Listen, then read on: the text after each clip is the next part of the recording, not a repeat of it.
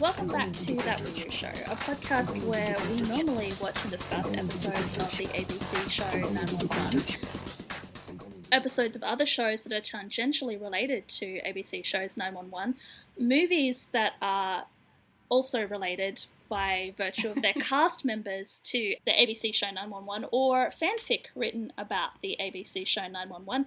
This week we are doing none of that. There is absolutely nothing. And now for something completely different. It is completely different. There is nothing linking ABC's 911 to what we're about to discuss right now. So if you only listen to this podcast for 911 and related discussions, and have no interest in hearing about a queer ice hockey show from Canada, then we will see you next week when we return to what season are we up to? Season 5 of ABC's 911. But otherwise, welcome to our spin-off episode about Crave Canada's Heated Rivalry. Yes! Hey! We are all down with the brain rot.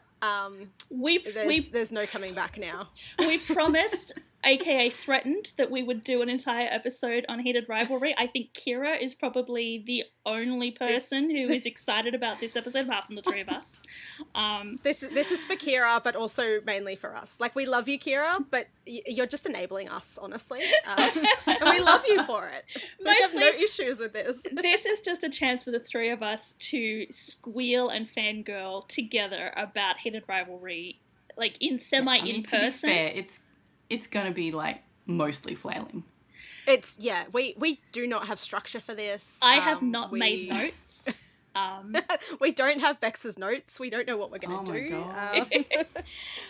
But I mean, to be fair, I think the maybe not just 911, but the fandom circle of like, it's a circle. Any like, it's 911 supernatural, any fandom to it's not a rivalry. It's not a Venn diagram. It is a circle. We're just all the same. Yes. Like, all the 911 editors that I follow on TikTok have just moved to Heated Rivalry. Like, 911 who? The episode aired yesterday. Like, the new episode of season 9 aired yesterday. I have not seen anyone talk about it. It's all just been Heated Rivalry. Oh, jeez. I did a rewatch of Heated Rivalry, and then I was looking at my computer going, there is a new episode of 911, but I'm feeling so good and so happy after finishing Heated Rivalry. I don't want to watch 911 because I'm going to feel sad. So I'm just, it is. Yep. Speaking of, there is, if anyone can remember from our fanfiction episode of 911, Daisies and Briars is now writing Heated Rivalry fanfic. Yes, I love that. Nice. The ice cream before dinner author has moved to Heated Rivalry. We do actually have like a list of fics to recommend at some point during this episode. But maybe we'll do that towards the end and we can talk about the actual show first. Yes. So we will be covering the show, the books. I guess we won't talk about the long game, but there will be spoilers. Like, if you're still reading the book of Heated Rivalry, or Game Changers, we will be discussing differences. Yes, I think there are going to be spoilers for the book Game Changer, the book Heated Rivalry, the TV series Heated Rivalry. We will mention the other books, but I don't think we'll go into detail because we would potentially be spoiling future seasons of the show. Yeah, even though we're crazy people who immediately read Role Model and The Long Game doesn't mean. Okay, speak for yourself, because I had read the entire series several times before the show started. So I said we are. Oh yeah, I said we're crazy and have read it. That doesn't mean everyone else has read it. No. So if anybody is confused about all of the different titles and the structure and what the hell is going on, so let's do a little quick history. So the Game Changer series is a series of 6 queer MLM, as in men loving men, not multi-level marketing, hockey romances. I don't know, this kind of feels like a multi-level marketing thing. There's 6 books in the series published between 2018 and 2022 by Canadian romance writer Rachel Reed under Harlequin's diverse stories imprint, Carina Press. The first book in the series is Game Changer, which follows Scott Hunter, who is a big shot NHL hockey player who falls in love with a boy that he meets in a smoothie bar.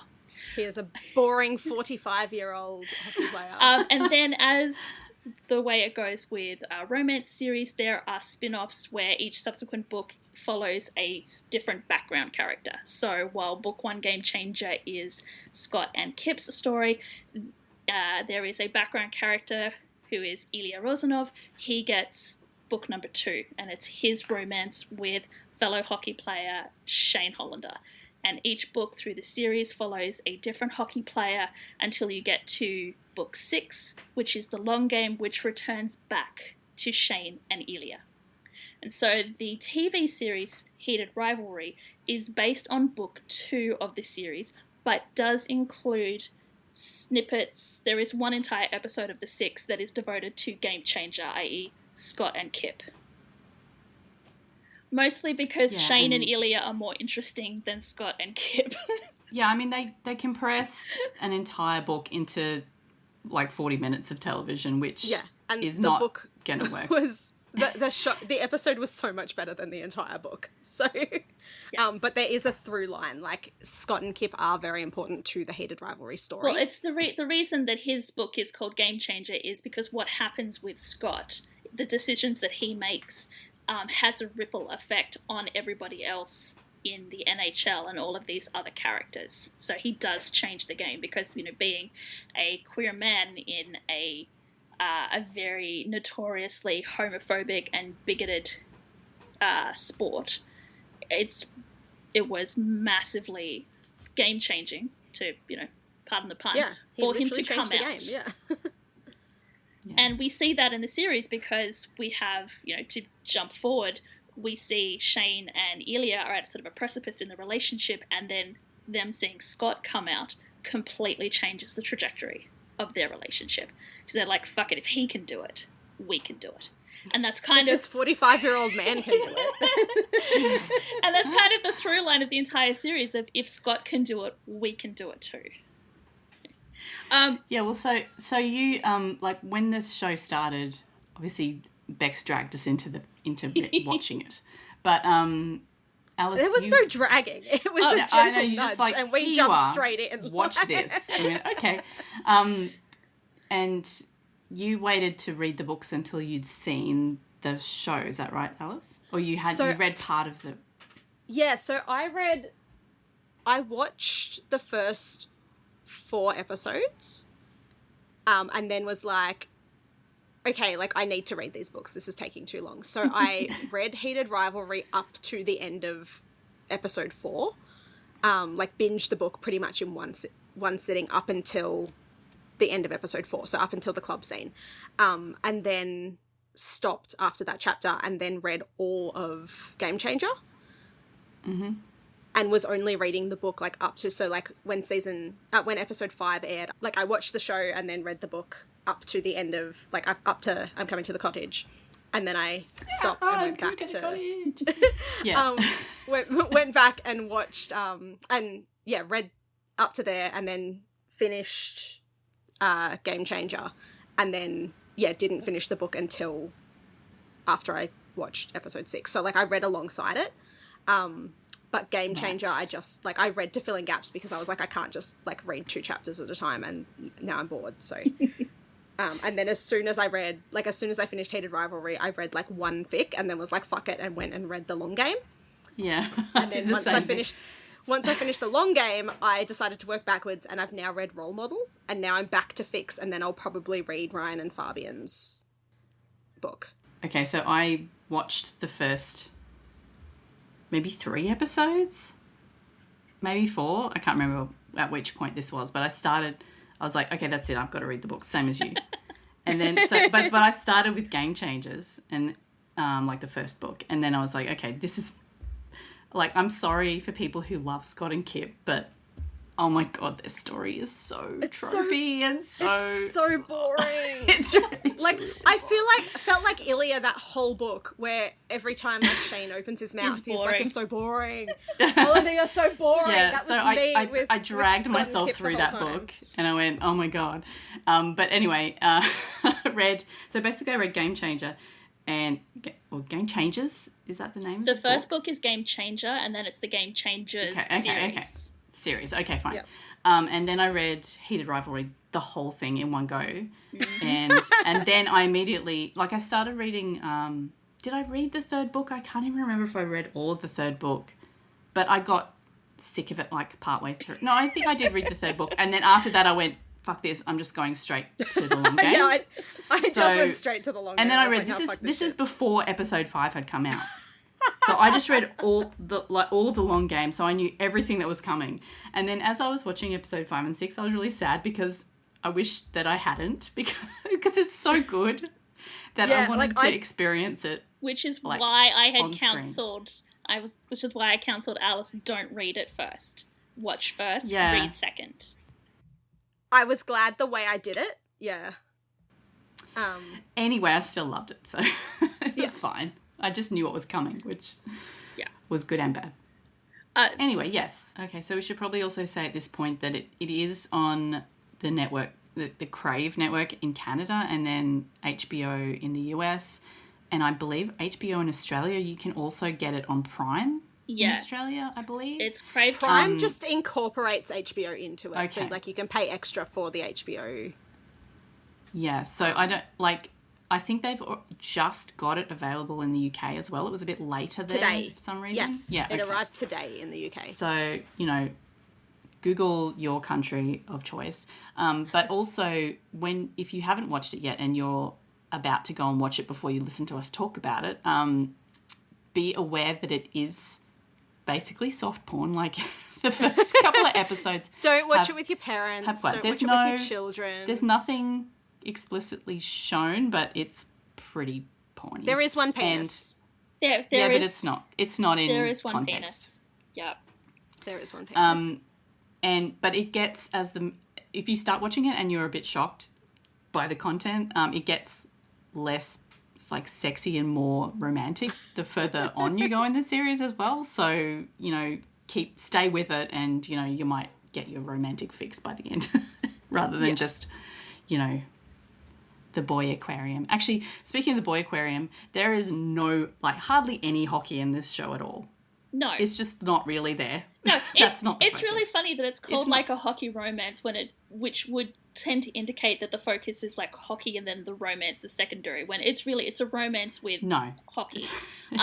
But hockey is the happen to setting, play not hockey. the plot. Hockey is that's like saying that Friends is a show about New York. No, it's in New York, but that's not the focus of the story. I think the author has analogy. sort of come out and said that the reason that she writes hockey romances is not because she's Canadian, she loves hockey, she's grown up with around ice hockey, but it's more that it's almost like a taboo romance without going into taboo, because you are putting your characters in an incredibly tense situation where they cannot, their love is taboo, everything is fraught with anxiety if somebody finds out, and then the happy ending is them being accepted by everyone around them.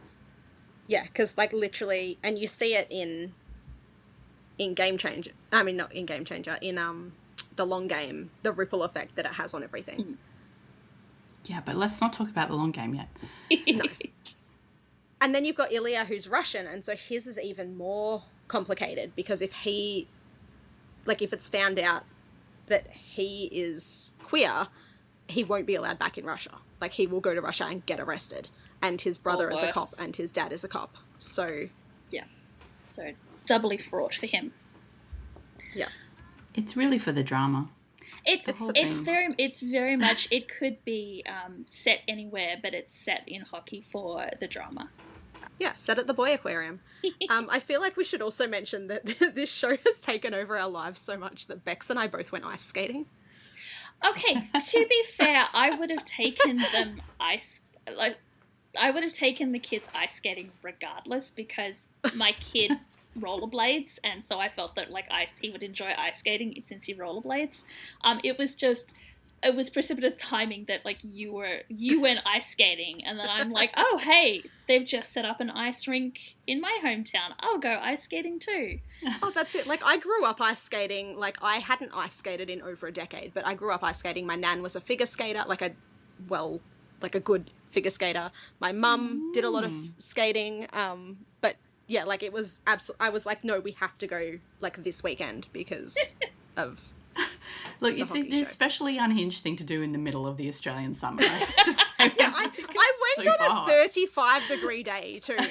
Yeah. Like my European friends who like just, you know, go, and like my Canadian friends as well, who just go ice skating on like lakes. We're just like, what do you mean you're going ice skating and it's 36 degrees outside? And I'm like, yeah, it's indoors.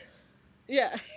we don't skate outdoors, we skate indoors. It's a nice cool place to escape to.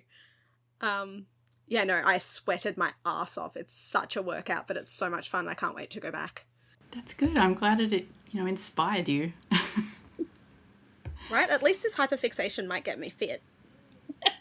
I was hyperfixating on ice skating stuff while I was at the beach. I was sweating my ass off at the beach. So no. It was especially difficult going off grid for a whole week while I was camping because I couldn't get, like, I had to, every time I went back into Signal for a moment, I was like downloading more fix and stuff. Like I couldn't see any of the stuff. It was very sad. Anyway, I really don't know how to start talking about the show at the beginning. It's a very good place to start. Let's start at the very beginning. I guess so, yeah. I know a song about that. So my friend who is watching the show as we speak just messaged and goes, yeah, I don't understand. Like, I got confused when they were speaking Russian because I can't understand it. I'm like, did the subtitles not show up? And she's like, no. It was actually really funny when the episode first aired on HBO, because I've been watching on the HBO app. When the episode first aired, because, like, it was just a little hockey show. Like, this is when 1 and 2 just came out. I watched it on, like, the Friday night that it just came out. And I had the same issue. I was like, I can't understand Russian. Like, is this supposed to be vague for a reason? And then I, like, halfway through the Russian bathroom scene, I was like, okay, like, I just need to check this. And there was a Reddit thread from, like, 20 minutes previously where someone was just like, what? Are we supposed to be able to understand it? Turns out HBO forgot to, like, when your English subtitles are on, they forgot to add the Russian. Oh, and great. so it literally just it was just like speaks Russian, and that was the entire scene, and I was like, cool. So yeah, I had the same thing where I watched like the whole Russia sequence, and I was like, I have no idea what's going on, but they're nice to look at, I guess. HBO really had no idea what they had with what they had on their hands because they fumbled the subtitles.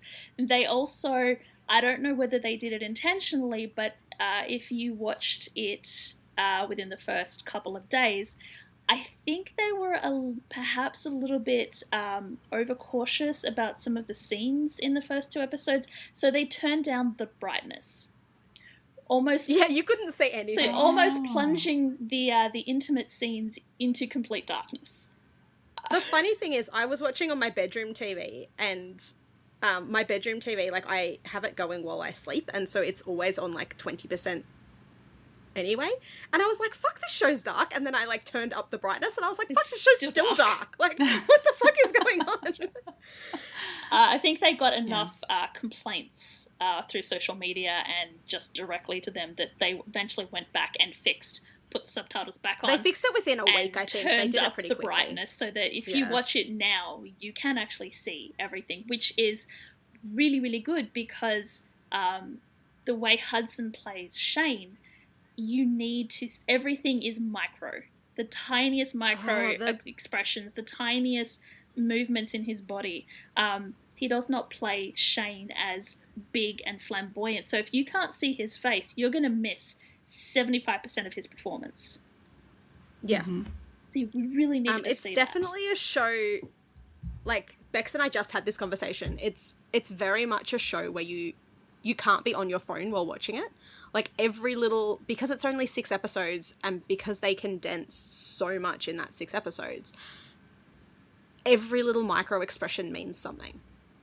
Like, so many people were like, oh, I'm confused about the timeline. And I'm like, well, did you watch it? Because, like, yes, it does. It is a little confused, but, like, not confusing. It is it's very long It's a and long drawn out. period. It's over 9 years. It moves very but- fast, and you have to be watching the screen because they flash up and they say, okay, now it's 2008, now it's 2009, now it's like 6 months later. Yeah. Now it's like... I mentioned that I discovered that I could actually watch a specific file on my television, so I was doing my rewatch on my TV, and the first time I watched the series, I watched it on my tiny little laptop screen, and I didn't understand what Hudson was doing with Shane.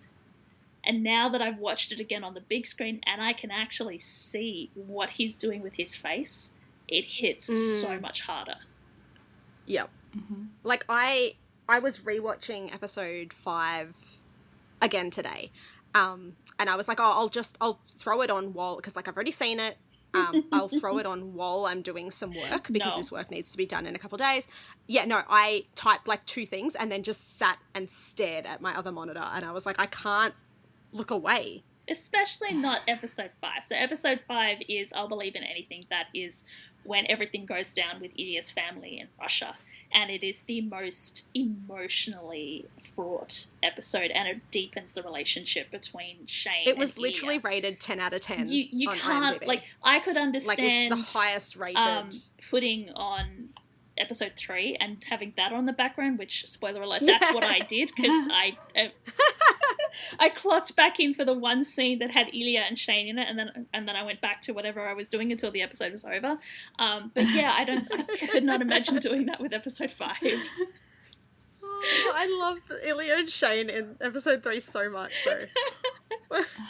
Just that you're starting to sound like him. It's just like, fuck. That, okay. No, I watched when I Tail wagging rewatched stops. the episodes this week, I only watched 1, 2, 4, 5, 6. I didn't even watch episode 3. It's like, I should rewatch it's it again. 30 seconds in the middle. It's Ilya doing his, like, getting the team off the ice, and he's, like, fist bumping them, like, I love you, good job, I love you, I love you. And then it's Shane trying to chirp at Hunter and at Scott Hunter, and Scott just looking at him and saying, you're even starting to sound like him, which leads to Shane having to be restrained by a ref and 2 of his teammates while he yells, you're old, you're 45 years old, you're a fucking pussy, You're go 45 home. years old. Which was very out of character for Shane, but Scott just knew how to get under his skin. Oh, you know Ilya gave him shit about that. I hope so. So my friend, who she's about to go to bed because she has work tomorrow, but she just finished episode 2. And she goes, yeah, I'm like, what do you think so far? And she goes, it's odd that Ilya's an asshole, yet they're sexually attracted to each other, but I guess it's because they're competing against each other with their teams. I'm like, well, Ilya's an asshole, but he's a hottie. Do you blame Shane? And she's like, nope. No, because imagine Shane being Shane wouldn't have no idea how to go out and find a guy, and yet he's got this beautiful Russian man standing in front of him, doing all sorts of things, and apparently wanting to continue to do all sorts of things with Shane. Of course he's not going to say no. Yeah, it's safe. Like, Ilya's already said he's not saying anything. He very clearly showed that he was interested. Yes.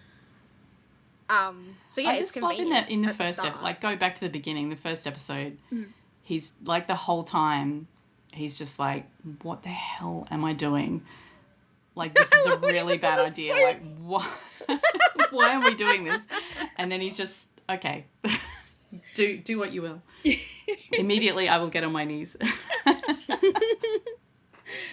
But you've got to imagine, so it's a little bit tricky to tell from the series because it's the same actors throughout. But from the books, they meet the summer before their rookie year. So not their rookie year, they meet the summer before their rookie year. So they meet when they're like 16, 17. So they start hooking up when they're 18-ish. So Shane is still incredibly young. He's incredibly confused. He kind of has no idea what he's doing. And then you've got Ilya, who... They've also just been thrust into the spotlight for the first time because, like, they were both drafted they're both like rivals. They're living away from home for the first time, probably. Yeah, like they've exploded in popularity and they're 19 years old and suddenly millionaires. Like, and that's a lot. And Shane's got this absolutely confident man standing in front of him. Just, yeah, I 100% am like, okay, fine, do what you want to me. I mean, it's part of the reason that the timeline change is a little, like the first time through is confusing because they are very young at the start, but because they filmed it over like 2 months or something, like they didn't... 36 days, yeah. Yeah, they didn't make... I guess in the first episode they do look, like try to make them look younger. But yeah, I mean, the whole timeline is like, 8 years or something? Like it's, you know... But I guess at that age, guys do change quite a lot from 18 to, 25. Yeah. But on screen, they didn't look like they changed that much, so it was just it was a bit confusing. No, because they spent their entirety of their makeup budget on covering up Hudson's tattoos. They didn't have any more time to do the hair and the makeup to like age them up and age them down again. Yeah. And they thought that like 3 people, including Hudson's mum, would watch this. So. and they also shot it all out of order as well, apparently. So yes. Yeah, they did. They couldn't, like the continuity would have been insane if they had to try and change their hairstyles. Apparently, the Vegas scene, like the Vegas sex scene, was the first day on set for them. So like that would have been and Rachel Reid was there. Did you see that? Yes. And she said she just had to sit there and listen to them having sex for like pretending to have sex for like 3 hours or something. Yeah. She's like, this is really weird. And like they're literally children in comparison to her. So she's just like, And Connor's story kept talking on set in a like Russian accent, and she was so confused. She's like, what's happening? Because he looked like Ilya. Like, why is Ilya... He sounded like Ilya, but he was acting like Connor, which would have been... like why is Ilya here? Like, I mean, I can understand that. And he was asking questions about Ilya, and she was like, it's like I'm explaining Ilya to Ilya. So let's take a moment to just like bow down at the mastery that Connor Story, the masterful actor that Connor Story is. Amazing. Because not only did he manage to work with his dialect coach so well that Russian people believed that he was Russian. They had I've seen Russian people... Several different Russian, like, people that live in Russia are Russian, or maybe not live in Russia because they probably wouldn't be able to watch it, but that are Russian go, like, he just sounds like someone who, like, is Russian but has lived in America for a couple years, like, for 2 years. Like, he doesn't have a massively American accent. There's a slight twang and that's it. But considering his character in the show lives in America, that's not, like... It makes me laugh because later he says, when Shane says, you should teach me Russian, and he goes, Ilya says, you could probably learn it in 2 weeks, no accent. I'm like, yeah, you did that, man. Yes, literally. But it's not just that he sounds Russian and that he managed to memorize the Russian lines, the Russian dialogue well enough that the people on set thought that he was Russian. And would speak to him in Russian, which Ksenia, who plays Svetlana, thought was hilarious because they would just start launching into these long conversations with Connor in Russian, and he's just like, I have no idea what you're saying. But that's amazing. I've seen a couple of people on TikTok who are even commenting about how the way Connor holds himself when he is portraying Ilya, that he even totally looks different. Russian. He looks like a different person. He looks like a different person. Have you seen the clip of where he's on the podcast and the host asks him to say the line, shut up, Evan? Oh, yes. So if you haven't seen it, if you're listening to this and you haven't seen it, the podcaster asks Connor, hey, can you say shut up, Evan? So he says it as Connor, and then the podcast host says, very kindly, if you don't mind, can you please say it as my boy Rozanov? And then Connor just shifts. There's something in the way he moves his shoulders, the way he shifts the way he holds his jaw, the way he holds his mouth. He drops his voice a couple of octaves, and It's just, it's so completely... I was so fucking shocked because I watched the show first before I had seen any of the promotional stuff. I could not believe that this Russian asshole on my screen was this golden retriever Texan boy. He's a fucking Labrador. He's like... Literally. He's not he's nothing like and then Ilya. The same, you see like Shane Hollander, who's like this very tightly wound, very repressed man, and then you see Hudson, and it's like, what the hell? Hudson, who is literally just a cat with ADHD. Like, what the fuck is going on? Oh my god, I love Hudson so much. Like, I love Ilya more than I love Shane, but I love Hudson so much. More than... I think, like I was saying, that it helped when I was actually able to see the show on a big screen, that I could see what Hudson was doing with Shane.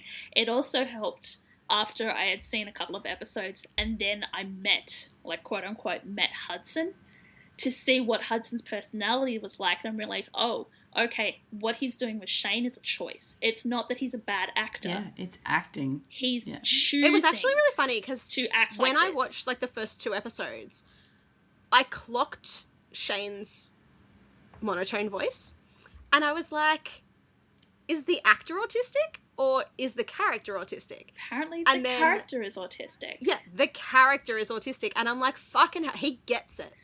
Like, Hudson gets it because there's so much like micro stuff that like you wouldn't think of in an autistic character, and the voice is one really big tell. Like, when I'm not masking and when I just am myself, my voice gets very monotonous, and so does like my family members who have autism, who are men. They're always very monotonous, and it's a telltale sign of autism. But like, girls are taught to, like, we hide it better because we're better at social masking and mirroring and all that sort of stuff. And and I was watching and I'm just like, I don't know if this is a choice or not. And then as soon as I like actually saw Hudson, I was just like, okay, he gets it. Yes. Yeah. And he's like, yeah, like, my dad's autistic, so I just copied him. That's like, oh, bless you. So it was perfect. Yeah. But yes, so can we talk about the fact that these are 2 like very young actors, relatively inexperienced actors, yet they're doing such amazing jobs at completely transforming themselves for their roles. Yeah, and the media circus around them. My God. Oh my God, seriously. I feel so sorry for, like, I'm happy, like, I'm so happy for their success, but like, whew, I really hope they're they get some good I think it new helps roles that they were unknown. Like, I feel like they put so much into these characters because they actually cared. Whereas, like, you see, like, we've seen it in 911. Like, there's been times in 911 where I'm just like, yeah, Ryan's clearly phoning it in this week. Like,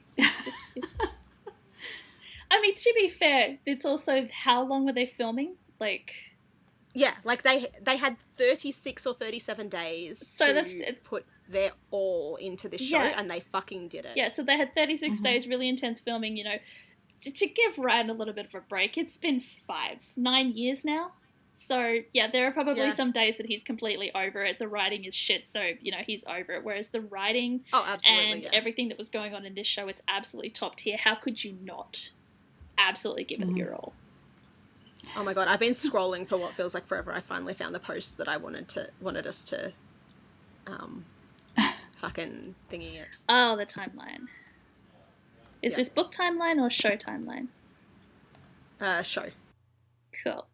So it starts in winter of 2008, and then Heated Rivalry ends...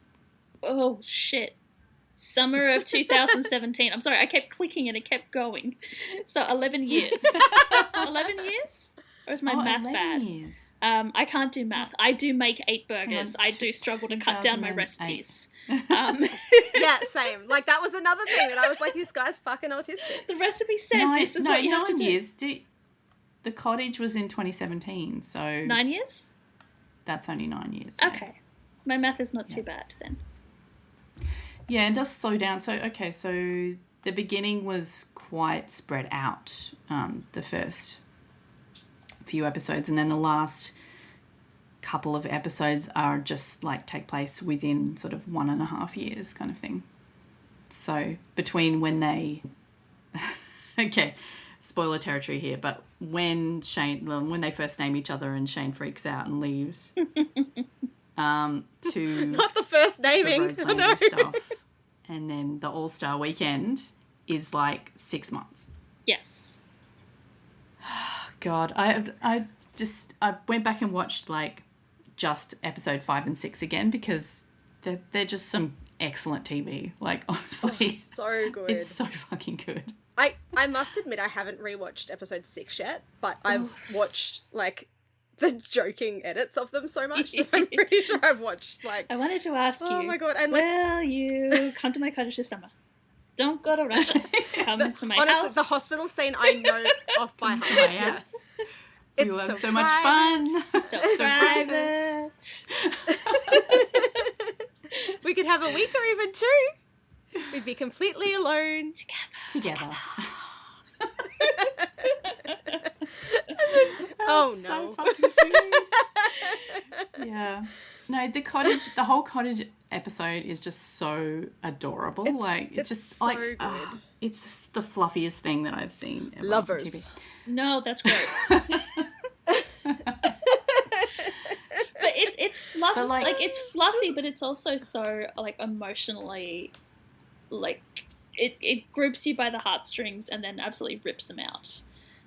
Especially, yeah, actually, you know what? This is like this particular part. Like, what am I talking about here? The emotional like vulnerability of it all is really what draws you in. Like, obviously, the beginning is very smutty and great for that reason, but as it goes on, you get more and more of the emotional kind of falling in love part, and then we get to see just how much people are invested in like romance stories, not necessarily just for the smut, but for the you come for the smut, and then as they fall in love with each other, you start falling in love with them. But there's been a lot of discourse the last few weeks about the reasons that women are so into this, and I find it fascinating that like people are now only just realizing that women are into like gay stories, for like MLM stories in particular, for this reason, because there's not the baggage that comes along with like het relationships or whatever. The misogyny is just two people who happen to be in love, and that, you know, that romance is baggage free, you know, it's just a really pure thing. Yeah, like they're on a level sort of playing field. Yeah. We've known this for years because of fan fiction, basically. Yeah, but now it's now all of a sudden thrust into a bit more mainstream. And like thrust, really? That's the yes, I had to. It's absolutely had to. Yes, the phrasing was very like pun included right there. It's interesting too because like I've seen a couple of like actual gay influencers, like gay male influencers, and they've come out regarding this discourse, because the discourse is usually not from queer people. And they've come out, and like I was watching one literally today who was like, hey, like who the fuck cares why women like it? Like, even if they're fetishizing us or whatever, like, one, women have been fetishized for fucking like forever, right? So who cares? And two, they're allies regardless. So let's just accept the fact that they're allies and whatever. I think a lot of people are also forgetting the fact that this series, the TV series, is written, directed, produced by a gay man who has a vested interest in making sure that his community is accurately represented on the screen. Yeah, and feels safe. Like, he has come out in support of Hudson and Connor, because Hudson and Connor have a lot of like I haven't seen any of it personally, but I've heard people talking about the fact that people like, oh, like, you know, are they gay, like rah rah rah rah, and Jacob's come out and been like, hey, we actually can't ask that legally in the hiring process, so as long as they're willing to do it, we don't give a fuck. And they were willing to make this story what it is, so we don't give a fuck. It's the double-edged sword of the own stories discourse. You know, you want marginalised communities to be telling their own stories. We want to be uplifting creative people from marginalized and disenfranchised communities. So people think that if you're telling stories from those communities, you have to be a part of those communities. But then there's but if you limit it to only people from those communities can tell those stories will not get told. So perhaps it's useful to have any person who's willing to tell those stories, which then opens doors and it's a massive discourse that I don't think that we have the expertise nor intelligence nor capacity nor actually that we want to get into that experience in this particular episode that we're doing. But it's interesting that it's definitely interesting. And it's just like, it's funny that people are like, I feel like men especially are just like, what? Women are horny? And it's like, yes. Yes. Yep. We be thirsty. Who'd have thought? Yeah, literally. Yes. But no, I do love the romantic side of it though. Oh, that's it. Yeah, we're here for the we're here for the gushy. It's kind of the inverse of the traditional romance storyline, which is, boy meets, like, main character meets main character, they fall in love, and then there's usually sex as kind of the culmination of their relationship. Whereas in this one, the relationship starts with sex, and then them falling in love becomes the culmination of everything that's happened. It's one of my favorite ever AO3 tags, which is slow burn, but they're fucking the whole time. Yes. And it's just, I love it so much because, like, they're so dumb that they're just like, yeah, this is only physical. And it's like, oh, honey, you're both, like, no, neither of you have removed feelings from this at all. Which is why I think the series gets I think most people are meaning, some people are meaning it derogatorily, it comes across as fanfic, because of the fact that it's, fucking first and love later, which is really ironic because Heated Rivalry in the series was not the fanfic. Yeah. Oh, yeah. I mean... Okay, tell us the lore again. So technically none of them are. We had, like, the last week's episode, which I'm about to post in a couple of days. We spoke for, like, 15 minutes at the end of that about Heated Rivalry. So I'm sorry if we're repeating ourselves in this that episode, was last because that was like weeks ago for us. If you are one of the few people who actually continues to listen past the end credits to, like, the post credits scene, you will have already heard this. So kudos to you. But if you get to the end credits and you, like, scroll on, then this possibly will be new to you. So if the story is true, and the more that I think about this, the more that I think that it's full of shit. So, Heated Rivalry, the series hit the screens and everyone's going like, oh my god, this reads like fanfic. Rachel Reed had never denied that the books were fanfic. She'd never denied her fanfic roots. So when the series came out, people went, you know what, I've been like keeping mum on this for so long, but I think now I'm going to reveal that I do actually have the original fanfic that the series was based on. But it was Game Changers. So the first book in the series, Game Changers, appeared on AO3 as a Stucky fic. If you're not in Marvel, it's Steve Rogers, aka Captain America, and Bucky Barnes, aka the Winter Soldier, with Ilya cameoing as Pietro Maximoff. So that kind of hit the internet. And allegedly, Rachel turned around and went, you know what? Yes, I did put Game Changers on AO3 as a Stucky fic, only because I had written it as an original fic, but I wanted, like, feedback and criticism before I took it to the publishers. I didn't realize that you could put original works on AO3, so I changed it into a fanfic, then put it on AO3, got my feedback. So essentially she added serial numbers and then scrubbed them off. It's unhinged behaviour, but also such a good idea. But the more I think about it, the more I think it's bullshit. The more I think that the more I think about it, the more it was always a Stucky fic.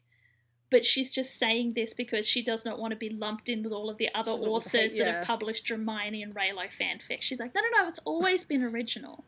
But if that's true, then her writing style is just naturally fanfic-esque. It's very fanficky. Funnily enough, like, friend of the pod, Nikki, who does our trigger warnings, she read Game Changer and fucking loved it because she just saw Stucky in it, and she reads a lot of Stucky. And yeah, she's just like, it's just Stucky. Like, the whole thing reads like Stucky. Like, you can be like, she could pick out like who would be who. Yep. It's funny because I've seen a bunch of people like attribute different fandoms to it. Like obviously we in Destiel we have like a lot of Russian Castiel kind of fics, whereas this would go into a Destiel fic really well. Yeah, when this show, like, 'cause I'd seen the trailer and I was like, like, the trailer leaves out a lot. So, like, even after watching the whole show, I went back and watched the trailer because I was recommending it to people, and I've started sending fan edits instead because the trailer just doesn't do it justice. Yeah. But yeah, like, I watched the trailer and I was just like, and then, like, a friend of mine was into hockey. Bex had mentioned that it was coming out. Another friend of mine who is into, like, in Destiel was just like, like, it's aired today, it's on HBO, it's, you know, blah, blah, blah, blah, blah. And I was just like, yeah, like, that's the one that I'm going to squint and pretend that Ilya is Cass and that Shane is Dean. And that'll get me to watch it because I've read some Destiel hockey fics and, like, I can totally do this. Got to the end of the second episode and I was just like, Dean and Cass who? Yeah, like, that's not Dean and Cass. Zero cares. I forgot about them after that. But also I saw someone, like, trying to make it into, like, a Good Omens fic, and I'm like, no. It's not really anything like either of them. No. Like, it's what? It doesn't fit. It's Stucky. It's always, I'm going to die on the hill that it started as Stucky and it has always been Stucky, and this story that Rachel has come out with is just her way of like, admitting that it was on AO3, but not admitting that it was fanfic. But it's funny too because Shane and Ilya have such similarities to actual hockey players. Yeah, so that was the other thing that... And people have done full-on timelines to, like, match, like, where they were. And they're like, it's kind of RPF. Yeah, so there's a little bit RPF. I don't know who they are. It's Crosby and Ovechkin, I believe is the two players that a lot of people wondered whether Heated Rivalry was RPF of those players. Right. That's always been denied. Like, I think she's come out and said, obviously growing up around hockey, she was aware of Crosby and Ovechkin, and so she was aware of their rivalry and the way that they were looked at by the hockey community, and so that may have influenced Shane and Ilya, but it's not an RPF. It was never an RPF fic that got scrubbed. Mm-hmm. Yeah. But yeah, I think there's definitely influence with different players. Interesting. Mm.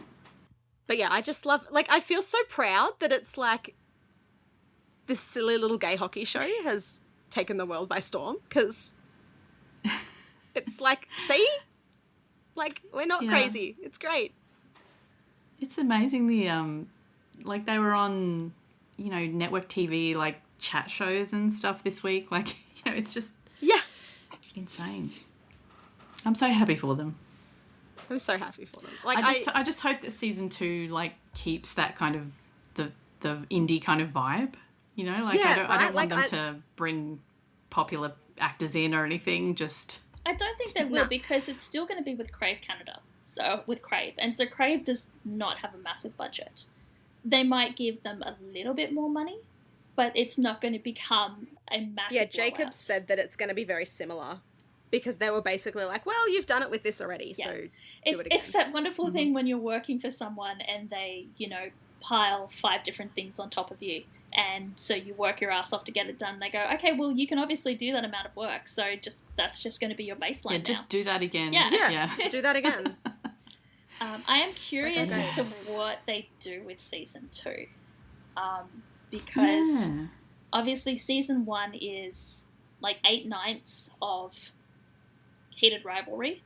It doesn't have the last couple of chapters, which apparently Jacob wrote, but when he took it to the network, they went, are you setting up for season 2 by having these scenes in?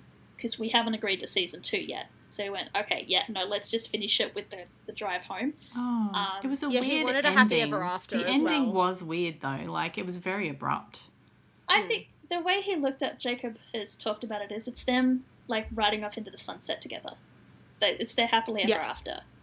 So that's it. Because if it didn't get a season 2, at least they got their happy ever after. Which I think is important. Yeah, it was. Well, I guess it was a good place to end it, but it was just. I got to the end and went, "Oh, that's the end." That's it. I wanted more. There's no more. Yeah. So, but then the question is, what are they going to do in season 2? Because there are like 3 more books with 3 more couples. Are they going to explore those, or are they going to skip straight over to the long game and continue Shane and Ilya's story? Well, hasn't it been greenlit for like 3 or 4 seasons? No, so it's been greenlit for 2, like for season 2, but Hudson and Connor are contracted for 3 seasons, which is apparently just the way that they do it. So basically, like, they were contracted for 3 seasons. If it didn't get picked up, they were free of their contracts. It doesn't matter. But then if it didn't get picked up and then got picked up later, it's like, well, you guys have to come back. It's part of your contract. And it's probably locking them in at that price. Because could you imagine if they had only signed them up for 1 season and then they see how popular it is, they could come back and go, yeah, we'll come back for season 2, but we want double our salary. Yeah. Or like they could get picked up by Marvel and be like, well, now we're filming elsewhere, so we can't actually do it. And it's like, well, like at this point, they're like, well, you're locked into a contract, you have to do it. Right. So yes, they're contracted for 3 seasons. Obviously, they're all hoping that they get 3 seasons. But I don't know if season 2 is going to be much like, if it's going to be like season 1 where they throw another book in. Because now that I've read Role Model, I'm like, I definitely want to see Role Model, only not so much because of the romance, but because of the political stuff that's going on in the background of that book. Because I think that's really important for the whole like Game Changer series. I have a feeling, my personal feeling is they name dropped Ryan Price in one of the episodes. There was a conversation between Shane and Ilya about Ryan, and he is the main character. It was in episode 4, I'm pretty sure, because I remember watching it and being like, I know that guy. It was it was during the tuna melt thing. Yes. They're right. When he was at Ilya's that's house. Right, yeah. Shane's like, oh, you were on a team with him, and Ilya's like, yeah, he's not what you expect. Yeah, so I have a feeling because they name dropped Ryan, that they will be introducing his character and his storyline in possibly next season. I hope so, because I liked Ryan. I did he was a sweetheart. Ryan was a good storyline. Ryan was a good romance. Role Model was good. I will be very happy if they don't go anywhere near Common Goal, because I fucking hated that book and hated that romance. I think that's the one I DNF'd. Like, I started reading it and I'm like, you know what? I think I'm just going to go straight to the long game. I'm assuming it's not... it's Kyle and... Brian and... I don't care about Kyle. So when we got to episode 3, and it was like Scott and Kip, and where they went to the Kingfisher, and we saw Kyle behind the bar, I've gone, I know you've cast him, you better fucking not have him have any actual episodes, because I do not care about Kyle and Eric Bennett. I'm sorry, I don't. No, thank you. Yeah. Yeah, no, I definitely read Ryan and Fabian's book. So I think that's book 3, right? Yes, that's Tough Guy, book 3. Yeah, okay, I read that one. Yeah. And then I got up to the 4th one and went, eh. Is Ryan and Fabian worth... Yes. Yeah, it's a cute. It's really cute. That's the next one that I'm planning on reading. I probably won't care about Kyle. No, don't care about. No, I'm not going to run out of. I really enjoyed Tough Guy because Ryan is such an interesting character, and then the fact that you've got Fabian, who has nothing to do with hockey. He seems really interesting. Fabian's a great character on his own, like separately to hockey. Yes, he's good. So it'd be interesting to see because obviously long game is going to... They probably don't have to do Common Goal and Role Model, because one of the criticism that I have for the long game book, which I've said multiple times, is that a lot of what happens in Common Goal and Role Model gets repeated in the long game from Ilya's perspective. Yeah, so I wonder if they'll do the long game and then get to, like like with episode 3, like they'll do the long game and then have a random crossover episode where it's like, okay, Yeah, so and now then here's go back Troy's into- episode, and now we're going to yeah. go back into Shane Ilya. I was it'd be interesting because how long they're going to stretch it out. So is it just going to be like, 3 where does it seasons? start? Where does Are it- they going to try and stretch everything into 4? That guy who plays Hayden has the most beautiful eyes. Oh my god! Oh my god, Hayden! Every time he turns around and little looks at ally me, boy. I'm like, oh, it's pretty. Like all the head cannons where Shane's mum is like, yeah, I think Shane's sleeping with Hayden. I'm like, yeah, I don't blame her.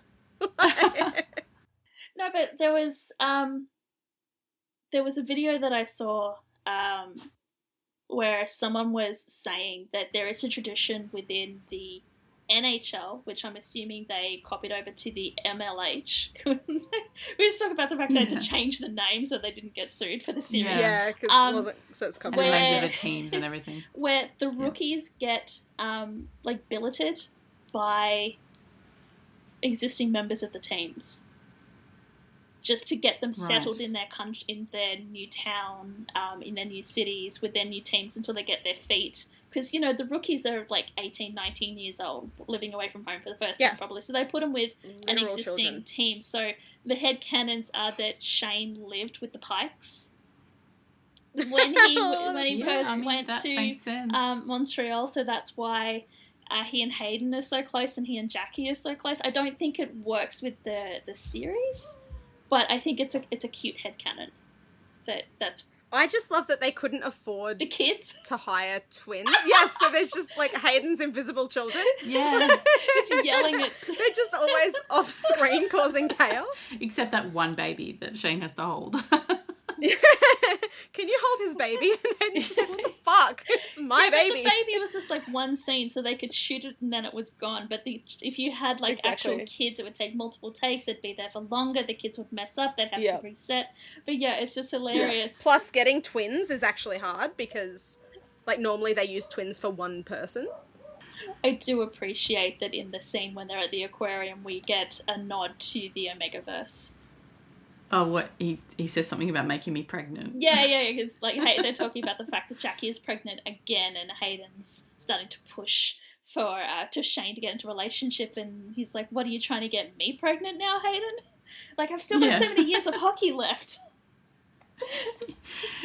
Yeah, but then he said that in an interview, something about, yes, sure, get me pregnant. And then everyone suddenly who didn't already know about, like, Omegaverse suddenly had their minds blown by... It's something that you could never unknow. I just told the dogs I'm going to learn Russian so I can swear at them in Russian. Yeah. Shouldn't you be swearing at them in Finnish? You would think, but Finnish is hard. Not the Russians. Oh, and Russians are Russian's pretty hard. Now I'm wearing my Boston Raiders cap as well, so... Excellent. It's important. Did I tell you that I found what Rachel had envisioned the Ottawa Centaurs logo looks like? Oh my god, no. Is it the one where the centaur is on skates? Because doesn't he say that in the book? That... No. Come on, Discord, let's do this, please. I'm sure it's Ilya who actually says something about the centaurs being in the book. Yes. In the long game. Oh no, he does. But yeah, they say a lot that that it's a stupid and ugly logo. Oh my god. Jesus, that is an ugly logo. That looks like a Viking with like a It's got the big stupid ice hockey helmet. Can we? It's Harris. I realized today that we were robbed of Ilya in a playoff beard. I know that because the typed filming that they didn't have time to let Connor grow one, assuming he could grow one and then like shave it. But he is only 13. Give him a minute. But I really wanted to see the playoff beard. Yes. Yeah, they spend so much time talking about the beards in books. and we didn't see it. Oh, we saw someone getting their beard shaved at one point because the playoffs were over. Yeah, one of the for Montreal. One of the Montreal players got his shaved off because they lost the playoffs. But Shane can't even grow a beard, so he didn't have to get shaved.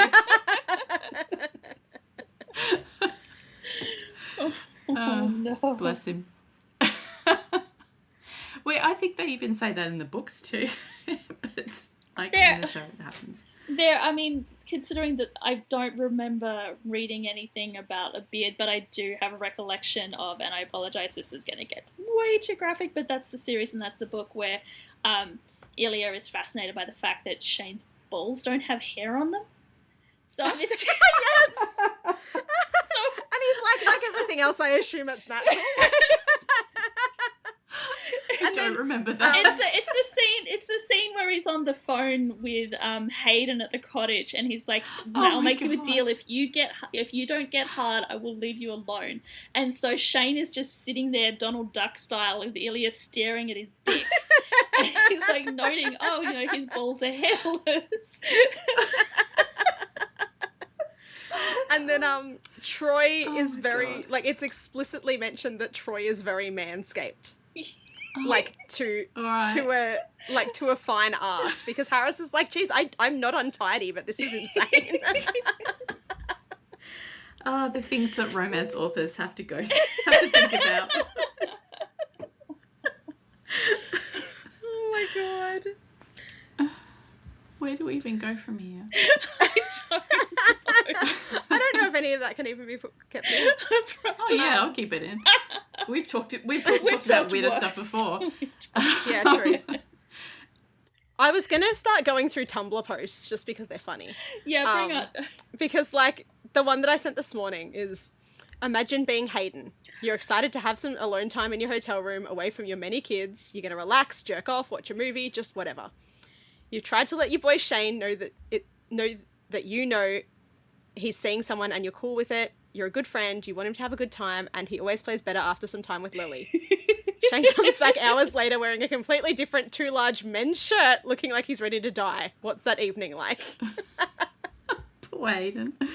I really hope we get him finding out in the next season.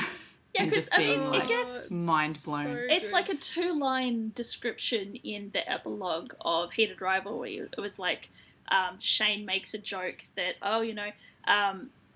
Rosanov got traded to Ottawa, but no, he didn't get traded. He chose to go to Ottawa. Suddenly you're going to Ottawa all the time. You're not texting Boston Lily.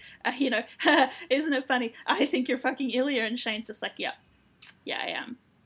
I want to see Shane's face. Yep. I want to see Hayden's face. I want to see that on screen. Yes. But then again, I'm going to derail us slightly. One of the things that I love about this adaptation is that it is an adaptation, and that even though I thought that I wanted a word for word, frame for frame recreation of the book on my screen.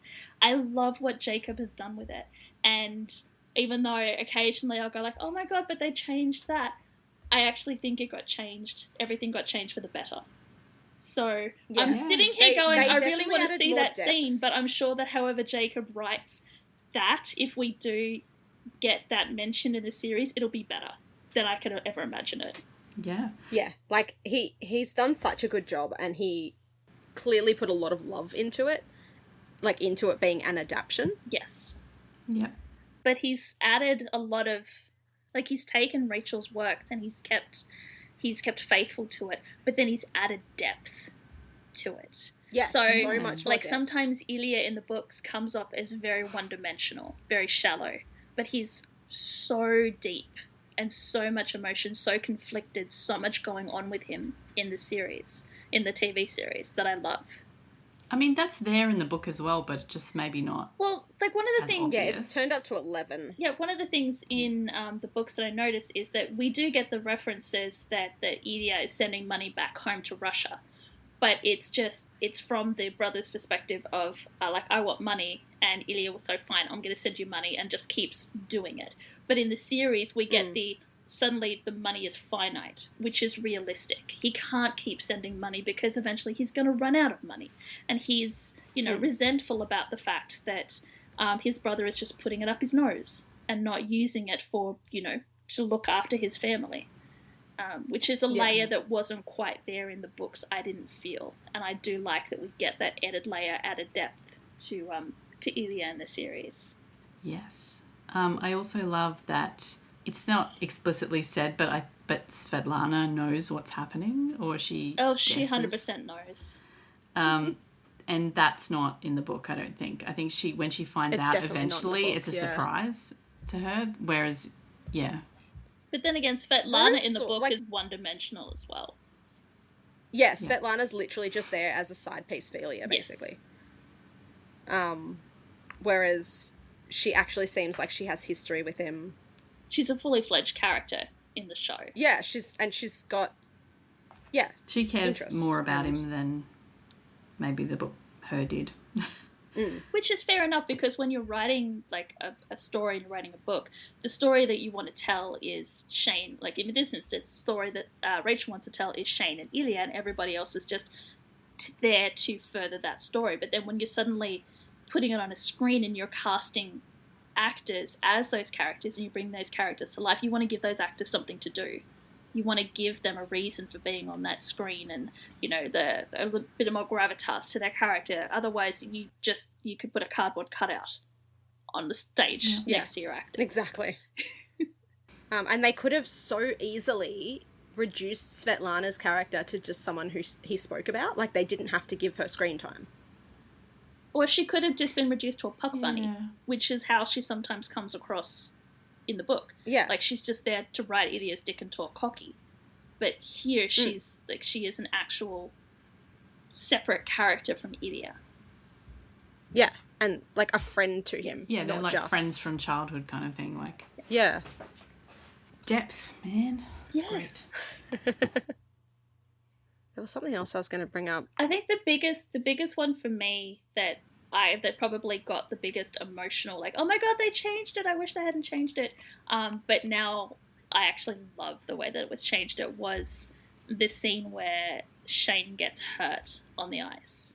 That was the one that I heard the most people in the book not complain about, but mention. They're like, oh, it's been word for word until this scene.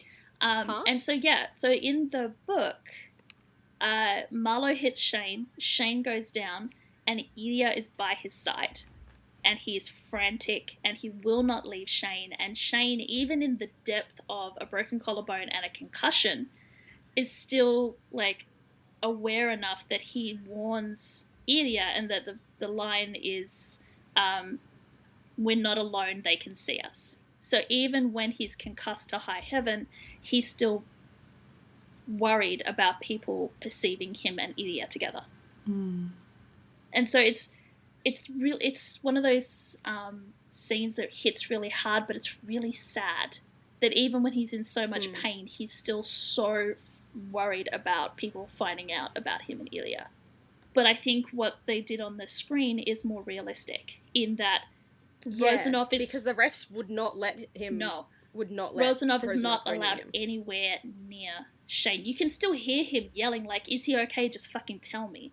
And the refs are going, and the ref literally benches him to get him away from him. He literally pushes him. Tell him I'm okay. Pushes him across the ice. He's going to worry. Okay. And so we get instead of him being worried about, oh my God, people are going to see us and they're going to think that we're gay, it becomes oh my God, he's going to be so worried about me. And I think that is a much better interpretation of their relationship and how it would play out in reality on the ice. He's not going to be conscious enough to be worried about the repercussions of his perception within the community. He's aware enough that he's going to be worried that Ilya is going to be worried about him. Which is so sweet. And it demonstrates more because we don't get the inner monologues watching the show. Yes. And so, like, we know that, in that part of the book, they're both falling hard, and Ilya's like, I need to break it off with him, and then goes and fucks him again, and then is like, fuck, I need to, okay, that was the last time, I need to break it with him. And then he does that it again, so and then many times in the book, yeah, though. literally, He's like, always, every time they hook up, they're like, both like, that was it, that's the end, we're never doing this again, and then 2 weeks later, next time they play each other, they're fucking again. But we don't get that internal monologue. So Shane being out of it and being like, tell him I'm okay, I'm gonna worry, and like showing Elia being so worried, like you can tell Shane, you know, is falling. Yes. Yeah. And then the fucking hospital scene. Elia! Oh, it's so cute. And the little, like, after you've had Rose's scene where it's saying, like, is it better with men? And then Ilya comes into the hospital room and takes Shane's hand and he's just, like, relaxes his entire body and he's like, yes, better. Better. And did you notice his heart Yes. rate goes down when Ilya touches him? Yes. Oh my god, it's so cute. As soon as Ilya like grabs his hand and then starts stroking his freckles, his heart rate in the background goes way down to relax. And it's like, oh my god, that's so cute. Yeah, the details that they've put into the sets and everything is just so fucking amazing. like, oh, that whole scene is such a stim though. Like I say it all the time to myself. Will you come to the cottage this summer? Don't go to Russia. It's Come to my house. don't go to Russia. It would be so it's so private. Even though the whole thing is windows. Yeah, it's not very private. It's, you know, a long way away from everything. I mean, not too far that you can't come over to borrow a charger. And then when the nurse comes in, oh no. Oh no. And his little like he goes real masculine when he's like yeah. I appreciate it. Yeah. Appreciate it. He's like, thank you. I appreciate it. I mean, the cottage is a step, with all of the windows, is at least a step up from buying an entire freaking building so that no one knows he's having sex. Oh my god, They don't reference that. They don't reference it in the show.